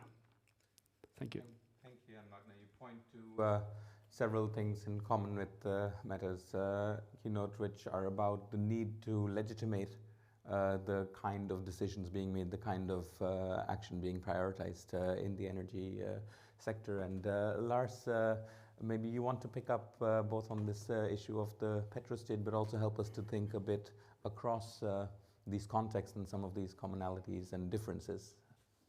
I can try at least, because I'm not an, I haven't, like Mette, I haven't researched the oil and gas industry for 20 years, and so I'm more of an observer as a researcher on climate and energy policies in Norway, and a citizen in Norway. What I have researched and spent a lot of time on is renewables, and especially wind power deployment in Norway, and also the resistance and what sort of went wrong in a sense, because there was a great opposition, as you all probably know here, to wind power after these some years of rapid development, and it came to a complete halt.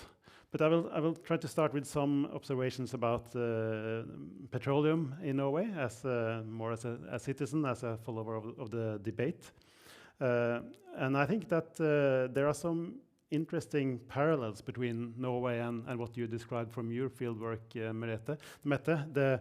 The one thing is the pride that you described. I mean, the pride of working in the industry has been sort of very salient in Norway when talk to people in Stavanger and or also people working in the supply business, that there's a great sense of pride of working in the business. And that has also sort of been there for a long time, but it has also been reinforced because there was some sort of, could you call it campaigns, so trying to sort of shame the business from some certain NGOs, and that was not, I think, very successful in the way that it sort of backfired, and there was a strong pushback from also the I think they didn't mean to target the oil workers, but they felt attacked. So the oil workers sort of responded that there was a great pride in working in the industry, and that they felt that they were building wealth in Norway. They were creating jobs and creating also wealth for future generations through, for example, the Norwegian pension fund. And also, I don't think there is climate denial in the industry. I think in general speaking, I think the industry sees itself as part of the solution in a way. That I mean, the argument, as I understand it, is that the world still needs oil and gas. Europe, especially of course after the attack in Russian invasion of full-scale invasion of Ukraine, that we see that there's still a lot of Russian LNG coming into Europe, and of course without Norwegian gas, Europe would have serious problems. So there is a medium-term and also a long-term need for Norwegian oil and gas. And the argument is also that by electrifying the offshore platforms, Norwegian oil and gas can be produced almost at zero emissions. So the sort of the cleanest oil and gas production in the world. So there's I don't think in Norway the industry doesn't deny climate change and they recognizes the problem, but they have also set these targets that they shall reduce emissions. I think it was first by 40% by 2030 from the Norwegian oil sector, and that was increased to 50% in the Norwegian parliament some years ago. So quite ambitious goals for reducing emissions from the sector. And of course also Norwegian climate policies also support the industry becoming more climate friendly in a way. So of course the Norwegian climate policies in several ways reflect the interests of the oil and gas producers. For example, in Norway has been a long-term champion of carbon capture and storage. And first it was aimed at reducing emissions from the oil and gas industry. We had the Sleipner field was one of the first that got CCS offshore in the world, I think. And now Norway is promoting through the Longship project CCS in Europe. Of course, that is also a way to prolong the oil and gas, especially the gas era, that the factories can continue using gas, for example, and then combining with CCS and having an infrastructure for carbon capture and storage, for example, in the North Sea. Then we can continue this business for a long, long time into the future. So yeah, that's how I think Norway is not a petrostate in the classic sense, that we don't have this paradox of plenty, we don't have the resource curse, we have the rulers are elected, it's a democracy, strong institutions, it's a diversified economy, in contrast to these countries where their oil and gas dominate the economy totally. It's highly vulnerable to price swings in the oil and gas prices. And the government legitimacy doesn't come from elections and strong institutions, but from sort of rent-seeking and patronage, even authoritarianism and corruption. So Norway is definitely not that kind of a petrostate. But I think still the petro industry sort of permeates much of the thinking in Norway and much of the economy still. And as you mentioned, they are strong, Jan Magne, they're strong lobbyists and they're skilled lobbyists. According to Kjetil Raknes, the industry was actually central to the emergence of modern lobbying in Norway. And one good example of that is the 2020 petroleum tax relief package that was launched during the COVID-19 pandemic. And the lobbying by the oil industry, and especially by the offshore supply sector, was central to push through this oil relief package. And the result of this package was that package resulted in a record high number of new projects by the end of 2021.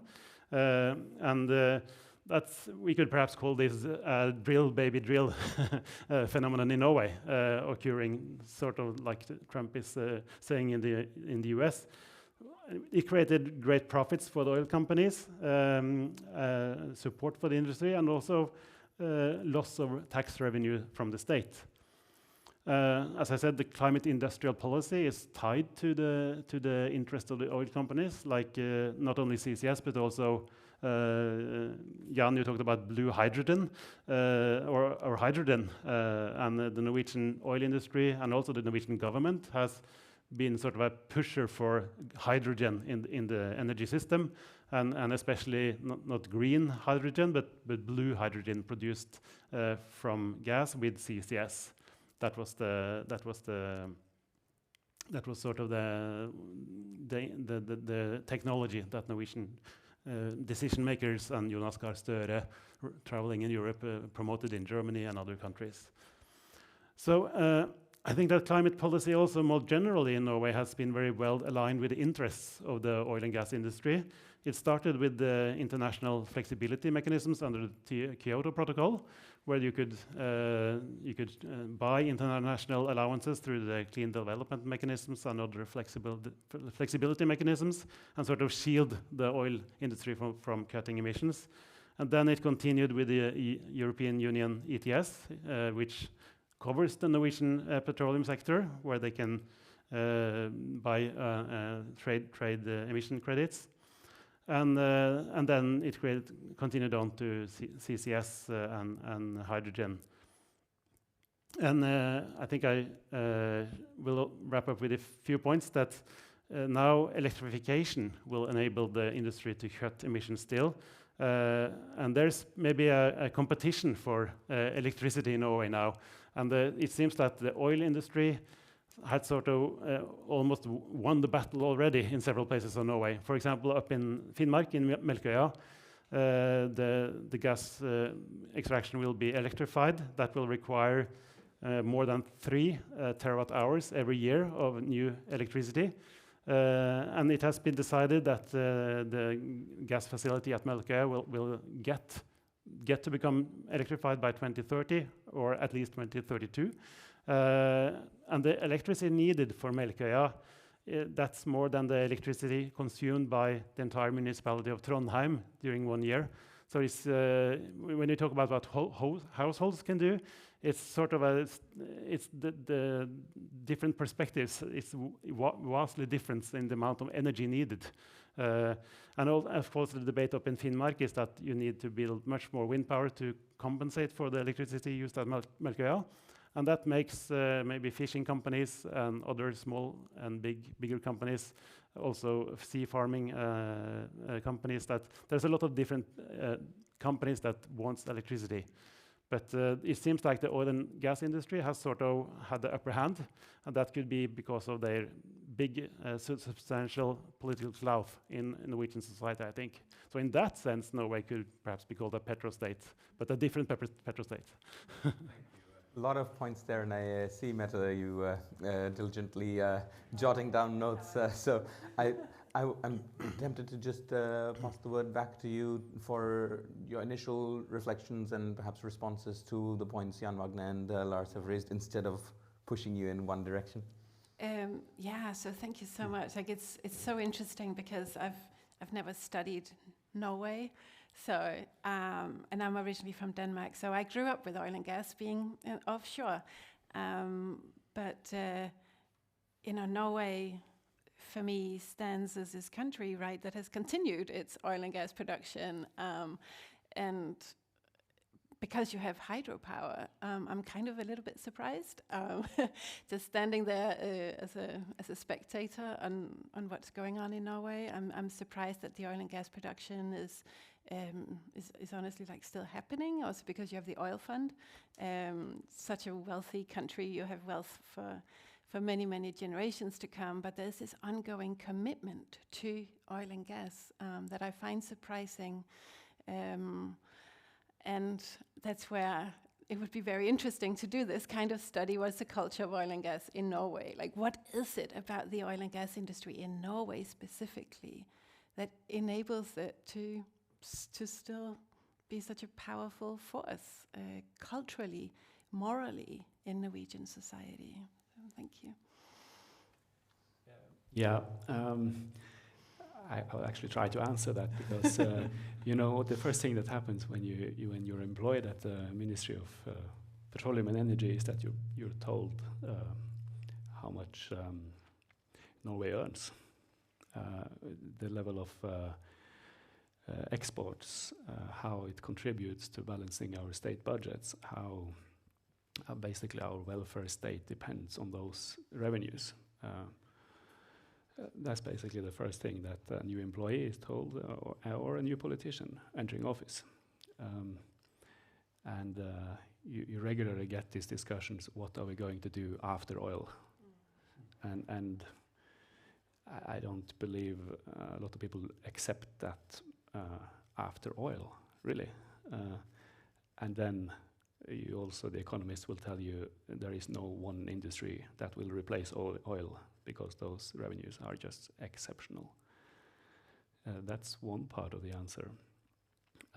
The other one is, I think you have seen it in your research in Colorado, that pride.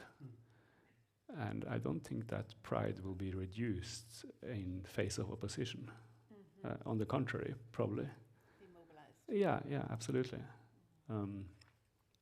And now I talked a lot about oil. Well, I'm here representing renewable energy, but of course it's part of the picture. Yeah, and that's not incidental, and I very much want to take us in that direction, because what we've heard earlier this morning is about how we need to accelerate the uptake of energy efficiency solutions for a transition that's urgent from a climate mitigation perspective. Lars, you also brought out that there are clashes here in terms of what can be seen as acceptable if you change over to other energy sources within the national territory. And Mette, you've pointed out, as you also just brought out now, how difficult it is to change the kind of zeitgeist, the mentality of the time of what we identify with as, national culture and pride. And then when you were talking, Mette, I was taken back 100 years to Sam Ida, who had this entrepreneurial spirit that you talked about in Colorado of we are establishing something, we are building out hydro, and then Yara grows with the fertilizers out of the nitrogen electric arcs and so on. So you have this picture of a country that has that experience of being a front runner, of moving the times ahead, of, with digitalization having completed one of the fastest rollouts of electric smart meters. This is a very small thing compared to the very large economic ramifications of energy sources. And yet you have a sense of, to me, stalemate much more than came out in the last session on where we're going. We have energy flexibility solutions we're not moving on. We have targets with mission cities that are recognized for their ambition in Europe that we're not meeting at the municipal level. We have a lot of experimentation, but large scale, we're not seen as an innovative front runner on energy transitions. We're seen as a kind of stuck in, there's so many articles critical of Norway as being stuck in this petroleum we rule today, while the EU moves forward with ambitious targets and they're known for attaining their targets. So a set of provocations there, and I want to kind of invite you sequentially to pick up on whichever aspect of it, perhaps starting with Lars and moving to Jan, Magne, and then Mette. Yeah, I think that in the Norwegian society there is quite and politics, there's sort of a lock-in effects going on with that you are continuing to do what we always have done. And of course, as Magne mentioned, the profit margins in oil very high. And I think there's sort of a sense in Norway that Norwegian welfare depends on continued development of this sector. I just wanted to comment on one thing. Mette, you mentioned the entrepreneurs in Colorado. They are certainly not the same kind in Norway. You have Equinor, the big company, but I still see interviews with employees in the oil sector that get really excited when they talk about the new technologies that we can extract even more. And we can do this on the bottom, sea bottom, we can connect like this, and we can extract even more oil. That's also sort of an entrepreneurial spirit that sort of appeals to technologists in the sector, and also to young people, I think. But so I don't see the same excitement about a new wind turbine, for example. That's at least not in Norway. So there's a long way to go to create that sense of excitement in the renewable sector. But I think also a problem is that, or a challenge is that you mentioned the bad reputation that renewables have is, of course, that the oil installations out on the North Sea, you don't see them from land. It's, of course, the visibility on land with the wind turbines, especially, but also solar panels, at least out on the ground-mounted solar panels. They are closer to people, they are more visible, and that sort of creates a lot of opposition, because then you have to relate to it in another way that you don't have to relate to the oil installations. So I think that's a difficult challenge, but I think if you want to move beyond that, you need to, of course, find the best sites for developing more wind and more solar that are not provocative for local communities, and also create a better sense of ownership for local communities, local peoples, and that could be it can be, of course, economic terms, but it could also be more ownership, perhaps, and also more participatory processes. And of course, Norway has taken an important step now in giving more authority to the municipalities in being able to plan in the planning process. They can veto what they don't want to have. Of course, that might slow down the process of rolling out wind power and this renewable technology, but it could also create more acceptance for those that are being built, and you don't get this pushback that we experienced in 2019. So that's at least some suggestions of how to go forward. I agree very much on what Lars said on those issues. Norway, we might be behind Europe in many sense, but we are kind of in a different phase. We already have the hydropower. We have done our power system is close to 100% renewable. So we are kind of in the next level, doing the really difficult things, the hard to abate sectors. So we kind of, since this was done 100 years ago, the next level is much more complicated, and try to convince the public that, yeah, we actually need more renewable energy to finish those sectors, which is much more difficult to communicate, because, well, if you spend so much energy on petroleum platforms, on hydrogen, that won't happen, etc. People don't accept the need for more renewable energy. Well, we try to tell them otherwise. So there is a discussion there. And then I think the industry should do some, this is an industry that was used to be left alone. For several decades, they just, the electricity bill was low interest product, power. And then in 2020, 2021, with this price spikes, we became a high interest product. And several CEOs of our industry just had to appear on media, kind of a change there. And I don't think we have been convincing enough in getting the sense of urgency. Well, we actually need to get up the pace.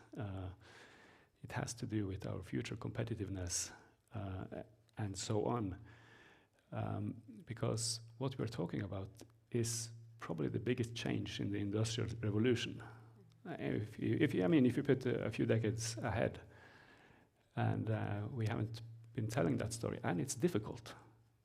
Maybe we have just, these new interconnectors will just result in 2 or 3 øre more kilowatt hour. No, it's complicated.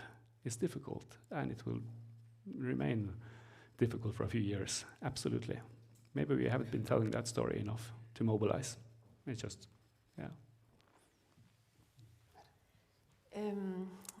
I think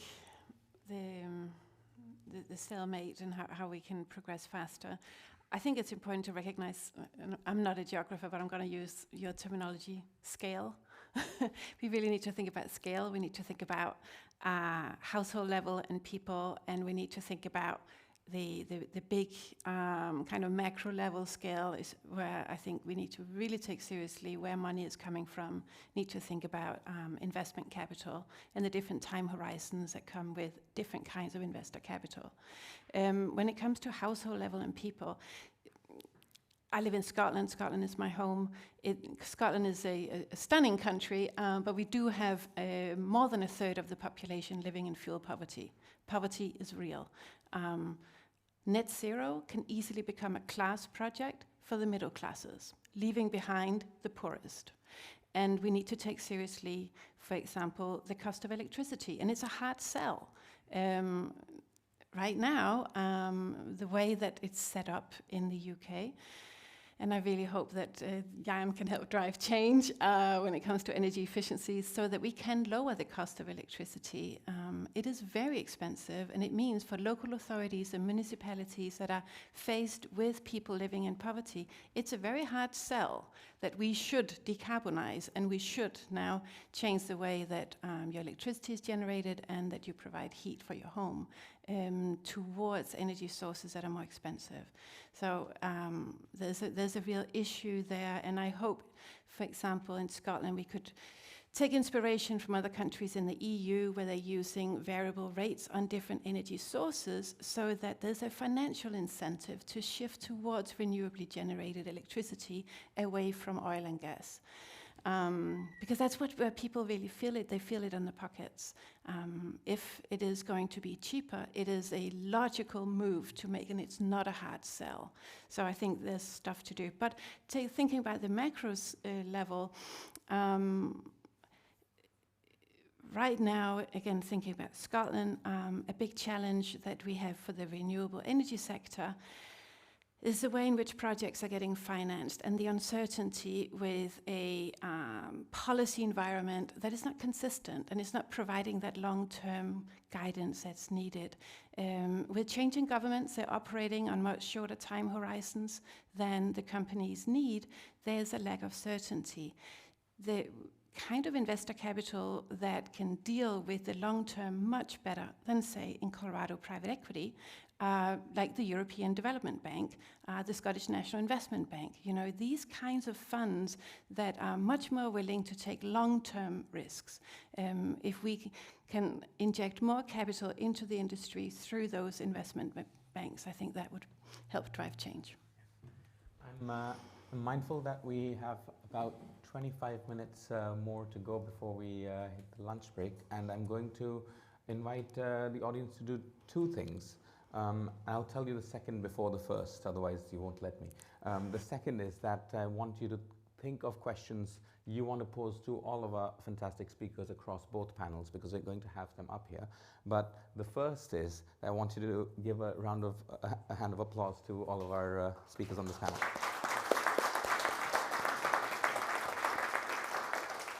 So Jan and Stephan and Nives, please join us up here. We can all stand, and it will be a little bit awkward and a little bit dense. And then I'm going to come around with the mic. We're also continuing our live stream, so you will be out there forever with whatever you want to say if you are on video when you ask a question. Please introduce yourself. So is it on? Yeah. I'm Weber Bakken from the University of Oslo. So thank you very much, all of you. It's been really interesting to listen to this. I have a question for you, Mette. I was wondering about your informants in Colorado. It seems like a long time ago, but there was a different president in the US sometime 6 months ago or so. How did the informants feel about this, and what was going on then with the Inflation Reduction Act and so on, and seemingly a pressure to move finances away from oil and gas into renewables? Right. Yeah. Yeah. Okay. Good. There is great diversity in how people view it. Right. Some feel quite kind of self-righteously kind of affirmed in the values that they hold, that renewables is driven by emotions rather than facts. They're like, yeah, you know, Biden, for example, in addition to the IRA, it's kind of like alongside it, introduced the Justice 40 project.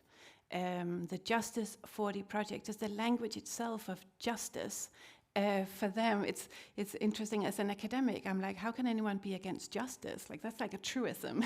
It's one of those values. We'd all want more justice. It's not like that, right? For my interlocutors, the Justice 40 project affirmed to them just how it's all emotion-driven. We want to feel good. We don't really want to think about the costs that are involved. We just want to, to kind of be able to stand on a soapbox and say, yeah, the future's bright. We're going to change society, but you're not going to feel any change when it comes to the cost of energy or your lifestyle choices. So some of them feel quite vindicated that now we have Trump rather than Biden. Others are lamenting the politicization that has happened. A lot of my interlocutors say, well, any energy is good energy. They don't feel threatened by renewables. They're like, you know, they're going to fail. Like, bring them on. It doesn't matter. We don't see it as a threat.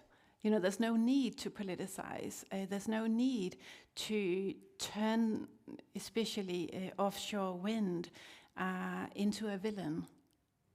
So some are kind of concerned about the politicization of renewables.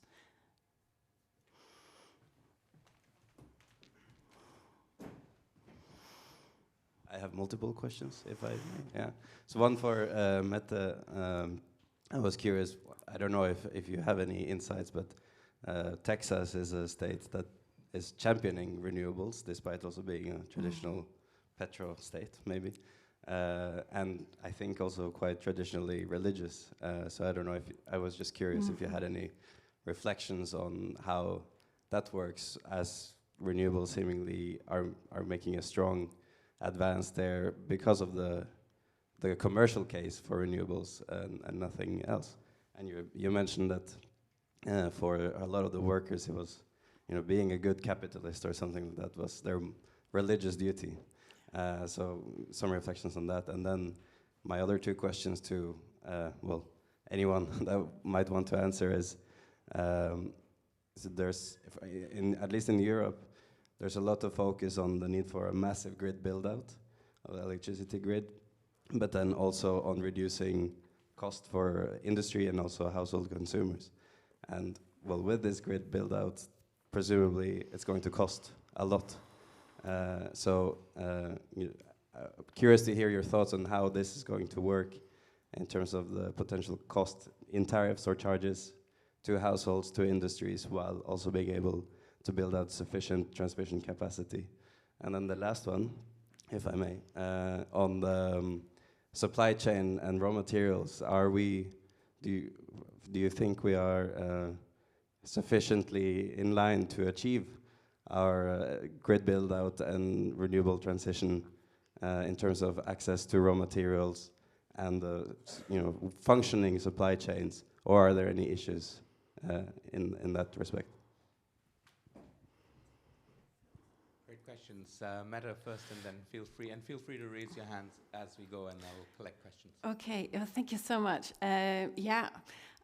Texas, renewables, and Christianity. So right now, one of the projects that I'm thinking about doing next is really looking more closely at that relationship between faith and energy, and thinking about energy not just as oil and gas, but also with renewables, because it's super interesting. Like, churches are performing key roles in Texas, but also in Colorado. And the churches are playing very different roles. You know, it's not like, okay, if you're a evangelical Christian, then you are for oil and you're against renewables, and then, you know, if it's another denomination, you'll have a different view. It's not that solid. So you have some churches that have become very central in driving a support for renewables, and you have other churches that are doing the opposite, really supporting oil and gas. So it's a very interesting relationship. I'm happy to take the grid question. I don't have a mic. Is that a problem? Can you hear me all right? Oh, thank you. It's a great question, and I guess I have a couple of reflections on it. One is that the amount of electricity is already increasing, and the projections are about maybe 3 times more electricity by 2050. So the volume of electricity is rising. That means per unit, if you have the same grid costs that you have today in 2050, you have 3 times more money that you can invest year on year. The second thought is more to think about grid capacity, not just as a physical grid capacity, but there is also the ability to use what we already have more smartly and enable more capacity to be connected to the grid simply by being smarter how we use energy. And I mean, in the US, there's a term non-wires alternative, which hasn't really made itself into the European conversation enough. But the way how network companies are still regulated in a lot of places is they get rewarded for putting copper in the ground. The more money you spend on capital cost expenditure, the more money you can make as a network company. And we need to move away from that and reward outcomes, not inputs into the system. So if you can deliver more connections more quickly, as a company that is regulated, you should make more money, right? If you can't deliver that, you get penalized. So there are ways of doing that, I think more smartly than just building out the grid. And then last thought is that I think the story that electricity costs will dramatically fall in the next 5 years or 10 years, I don't buy any of them because of what your point that we have to invest an awful lot of money now.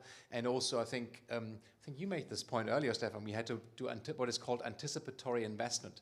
So we have to anticipate future demands now and invest now, even though we may not need that grid capacity tomorrow. So I think that it's a nuanced story, and it's difficult to communicate that because if people don't see their bills go down, they won't believe that maybe jam tomorrow, right? They just see their bills go up. I would say something about the minerals probably, or okay. I'm not sure if this is working yet. Can try? Okay. I don't really see any constraints on the mineral side or the value chain for renewable energy. This was sort of projected already 10 years ago. It's going to be difficult with lithium. It never happened really. This actually goes pretty smoothly. The same is also true for hardware and whatever you need. There are 2 questions with that. One question is, do we have the value chain or do we have the supply chain at a place we would like to have them? Right now it's basically China. I'm not sure if this is a good idea on the long run, but okay. And we'll also have some hardware problems here in the West. And for example, grid transformators are quite interesting to get by at the moment, or not. So this is quite a hard weight. If you buy them from China, it's not a problem. And one other point to your question about cost. I always try to push a different narrative. And that is, yes, electricity or energy in itself will not get cheaper. But we also have to think about, if we don't do that, what is the alternative cost? And here really, this is not something which I make up, but there are actually quite a lot of people, if it's insurance or whatever, they say, we expect actually to be not able to insure things in the future. And that will mean that the traditional way of doing business just sort of stops. And I don't think we will be able to put a cost at that. But I'd like to avoid that. Jan, Magne, and then we'll move to a couple more questions. The issue, now I'm on the sound again, because this is an issue we are of course very much aware of. It's a major constraint for any new industrial development, for new production. That's one side of it. But then we are very much aware of the public perception.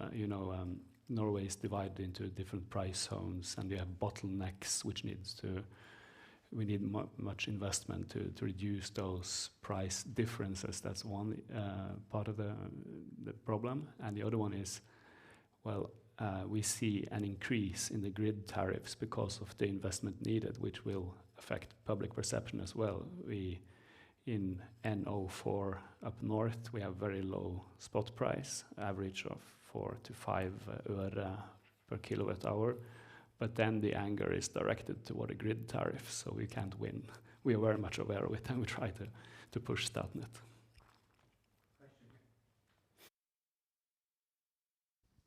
There. Hello, my name is Asker Barlop, and I recently finished a postdoc at KU Leuven. I have a question for Jan.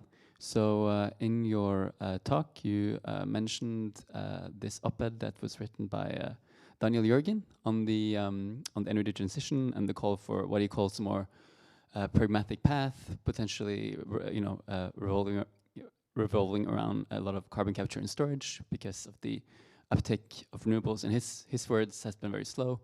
And so I was wondering if you could expand upon sort of your critique, where you disagree, and if there's part of this analysis that you agree with, and if so, why? Can you just hold on?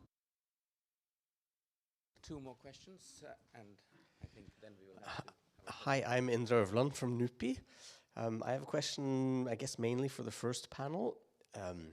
So Europe has been playing, I think, quite a proactive and constructive and successful role in global energy transition, kind of taking the lead, along with China, obviously. But the medium to long-term outlook in Europe doesn't look so good. So Germany has been an engine economically, but it was very dependent on cheap Russian fossil fuels and has other issues, dependent on exports. There are problems with that. Italy has long had big debt, overhanging debt issues. France is beginning to look a bit like Italy. UK did Brexit. It wasn't so successful economically, to put it mildly. So if Europe goes into some kind of quite long-term economic downturn, how's it going to go with Europe's climate leadership? And how will that affect this globally? Thank you. Thanks. One last question here. Thank you. Kristin Mathisen from Norwegian Institute for Nature Research. It's a totally different question. The nature perspective has not been mentioned today, but it is a really huge part of the arguments against the renewable energy developments. How do you think, or how do you experience this nature discussions or perspectives being part of what your of your talks today, and what is will be in the future? Great. So I will pass this mic to you, and then I suggest we take a whole round like this. Yes. So the Daniel Jørgen question that you asked me, maybe I start with what I agree with, and that's his analysis of that we're not going fast enough, right? That's spot on, right? We're not going fast enough, absolutely. But where I disagree is this characterization of renewables as being, it's an energy addition, like the point you made. Which is true at the global level when you look at the global energy data, but that's meaningless because to understand the transition and where it is at, you have to look at the sectoral level and different country levels, even regional levels, because that's where you can see displacement of fossil fuels. When you look, take the UK as an example, we had 80% of electricity from coal. There's no single coal power station connected to the grid anymore. So the claim that renewables have just been added is just nonsense. And the same is the case in other countries in Europe and beyond. So I think that argument just doesn't hold once you look at the detail. As to the solutions, CCS, I mean, sure, I'm not dogmatically against CCS or scaling central, like large nuclear power stations, but the history of CCUS has been pretty patchy when it comes to delivery. And there's a paper that was written, I think a few years back, it was called something like 3 decades of CCUS, why has nothing really happened, and written by people who are enthusiasts, and they wanted it to happen. And the main reason is that cost of capital, lots of technical barriers, it just didn't happen. And so that's why I'm really skeptical when people say, we're just going to make it happen in the next 10 years. I don't buy that. I buy it when I see it, and I think it's a high-risk strategy to say we're going to have CCS similar to hydrogen or similar to let's just build loads of nuclear power stations. Yeah, we might build some, and China is building some, but are we seeing a big revival? Nuclear is a good example of that. Look at what happened in France, Flamanville. That's the country with the most experience in nuclear, and they still haven't finished it, and it's way over budget, took way longer to build. So I'm just not persuaded that there are easy solutions that are not the solutions that we talked about this morning. But I hand it over to my next. I might just start with your question. Home country Germany, middle of Europe, Europe's engine, the economy. I'm not an economist, so this I just have to say before. But if I view the problems which Europe has from the energy side, then I sort of have to say they have problems because they're too late in sort of switching over. The Chinese ones, I mean, they are playing the long game anyway. They are always thinking in generations. They have this 5-year plans, but that's just to sort of micromanagement. Europe sort of never had that in that amount. And to say now renewables are the problem for that Germany starts to sort of stutter in its economy, that the rest of Europe does it as well, I think it's missing the point. If we sort of look for an end state of an energy transition, which is going to come, that's not a question, it's going to happen. The question is when. But you can see already today that the new energy system will be cheaper to run and probably also much easier to maintain than the system we have today. It will be different, that's not a question. But if you wait now with the energy transition and sort of say we don't have any money, yeah, that might be, but then you have to prioritize, you have to see where you want to get, what will be the end result, what needs to be the end result, and you have to work towards that. And I don't think that anything like going back towards fossil fuels will get you anywhere.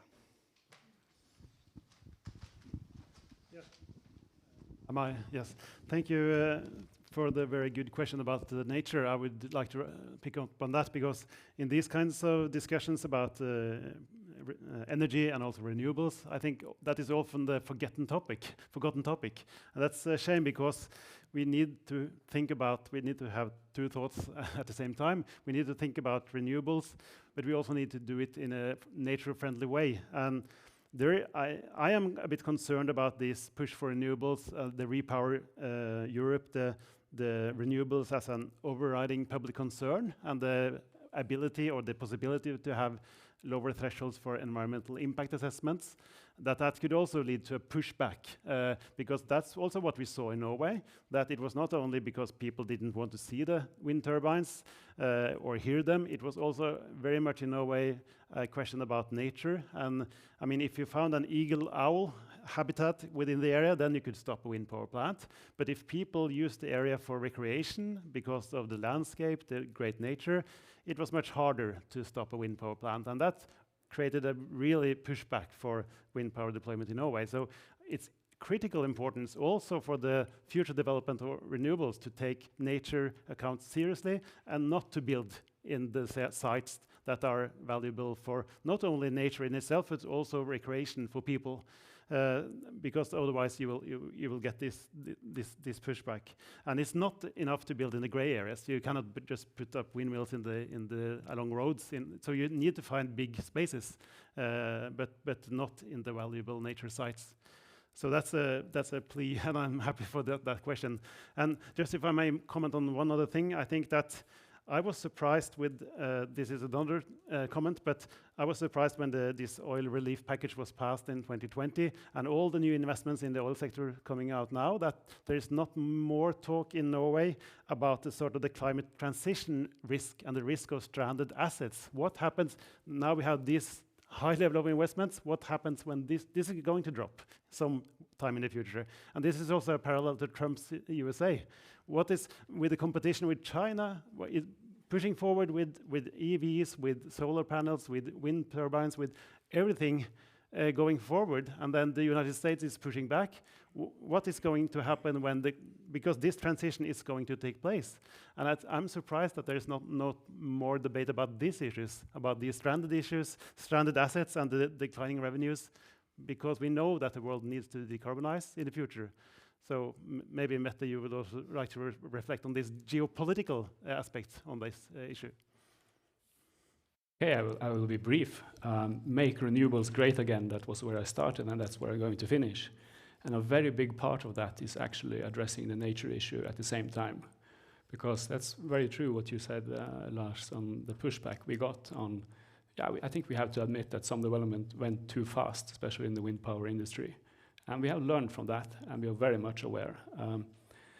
At the same time, acreage is a limited resource. I saw yesterday's news about a huge cabin development, which of course doesn't get the same attention. We can be angry about that, or we can just improve, which we are currently doing. Secondly, it would help if we could get at least somewhat similar to the framework conditions of the oil and gas industry, represented by, for instance, the example of the oil stimulus package. That would help. But what would really help is actually to win the hearts and minds of people, regular people, not in this room, outside of this room, to make renewable energy great again. First, answering the question about nature. I mentioned how my interlocutors, when you talk about energy transition, they put up these kind of like mockeries and ridicule.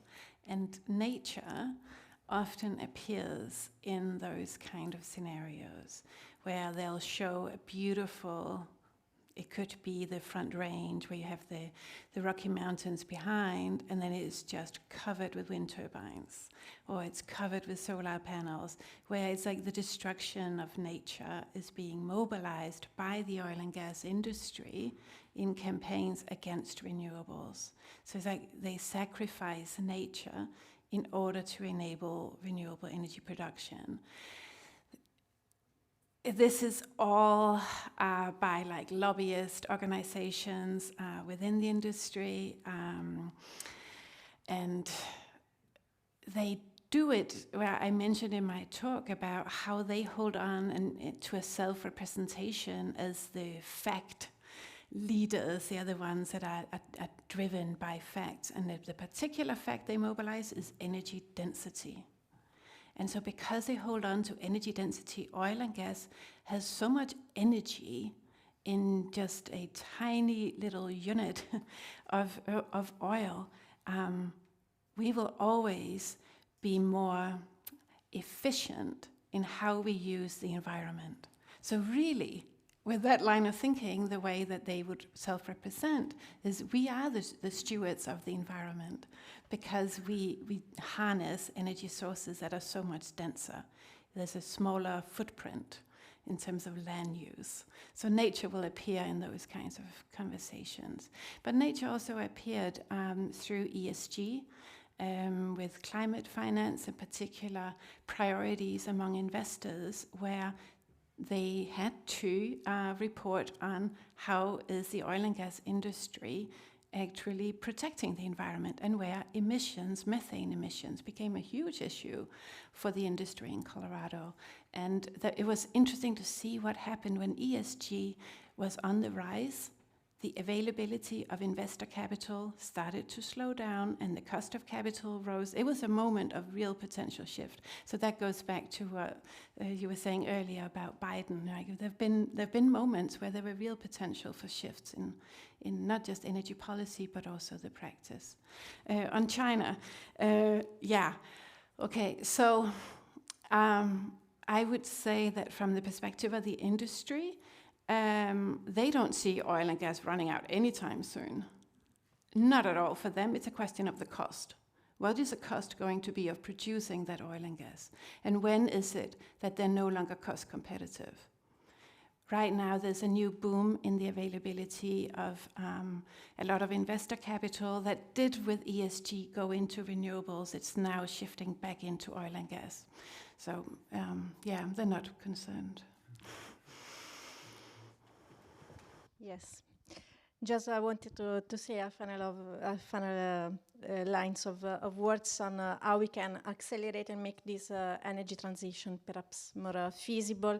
And again, it's about citizens, what comes into my mind, but how we can do it in practice. So when we talk about transition, we talk about changes in values, in identity, people that perhaps might change their job, and they don't like the terms transition because they have built their own professional life on oil and gas, for instance, or people that have wind turbines close to their place. So we don't have a solution, but perhaps we have a potential avenues for action, because we need to act. And one way is really to make, first of all, citizens aware of what's going on by bringing them on boards. And what I see here also from the lesson from the European Union is to really exploit the power of municipalities. I'm very happy to know that in Norway now they have even more power, because they can really create a space for citizens where they can discuss and become aware of what's going on, and they can bring their own voice.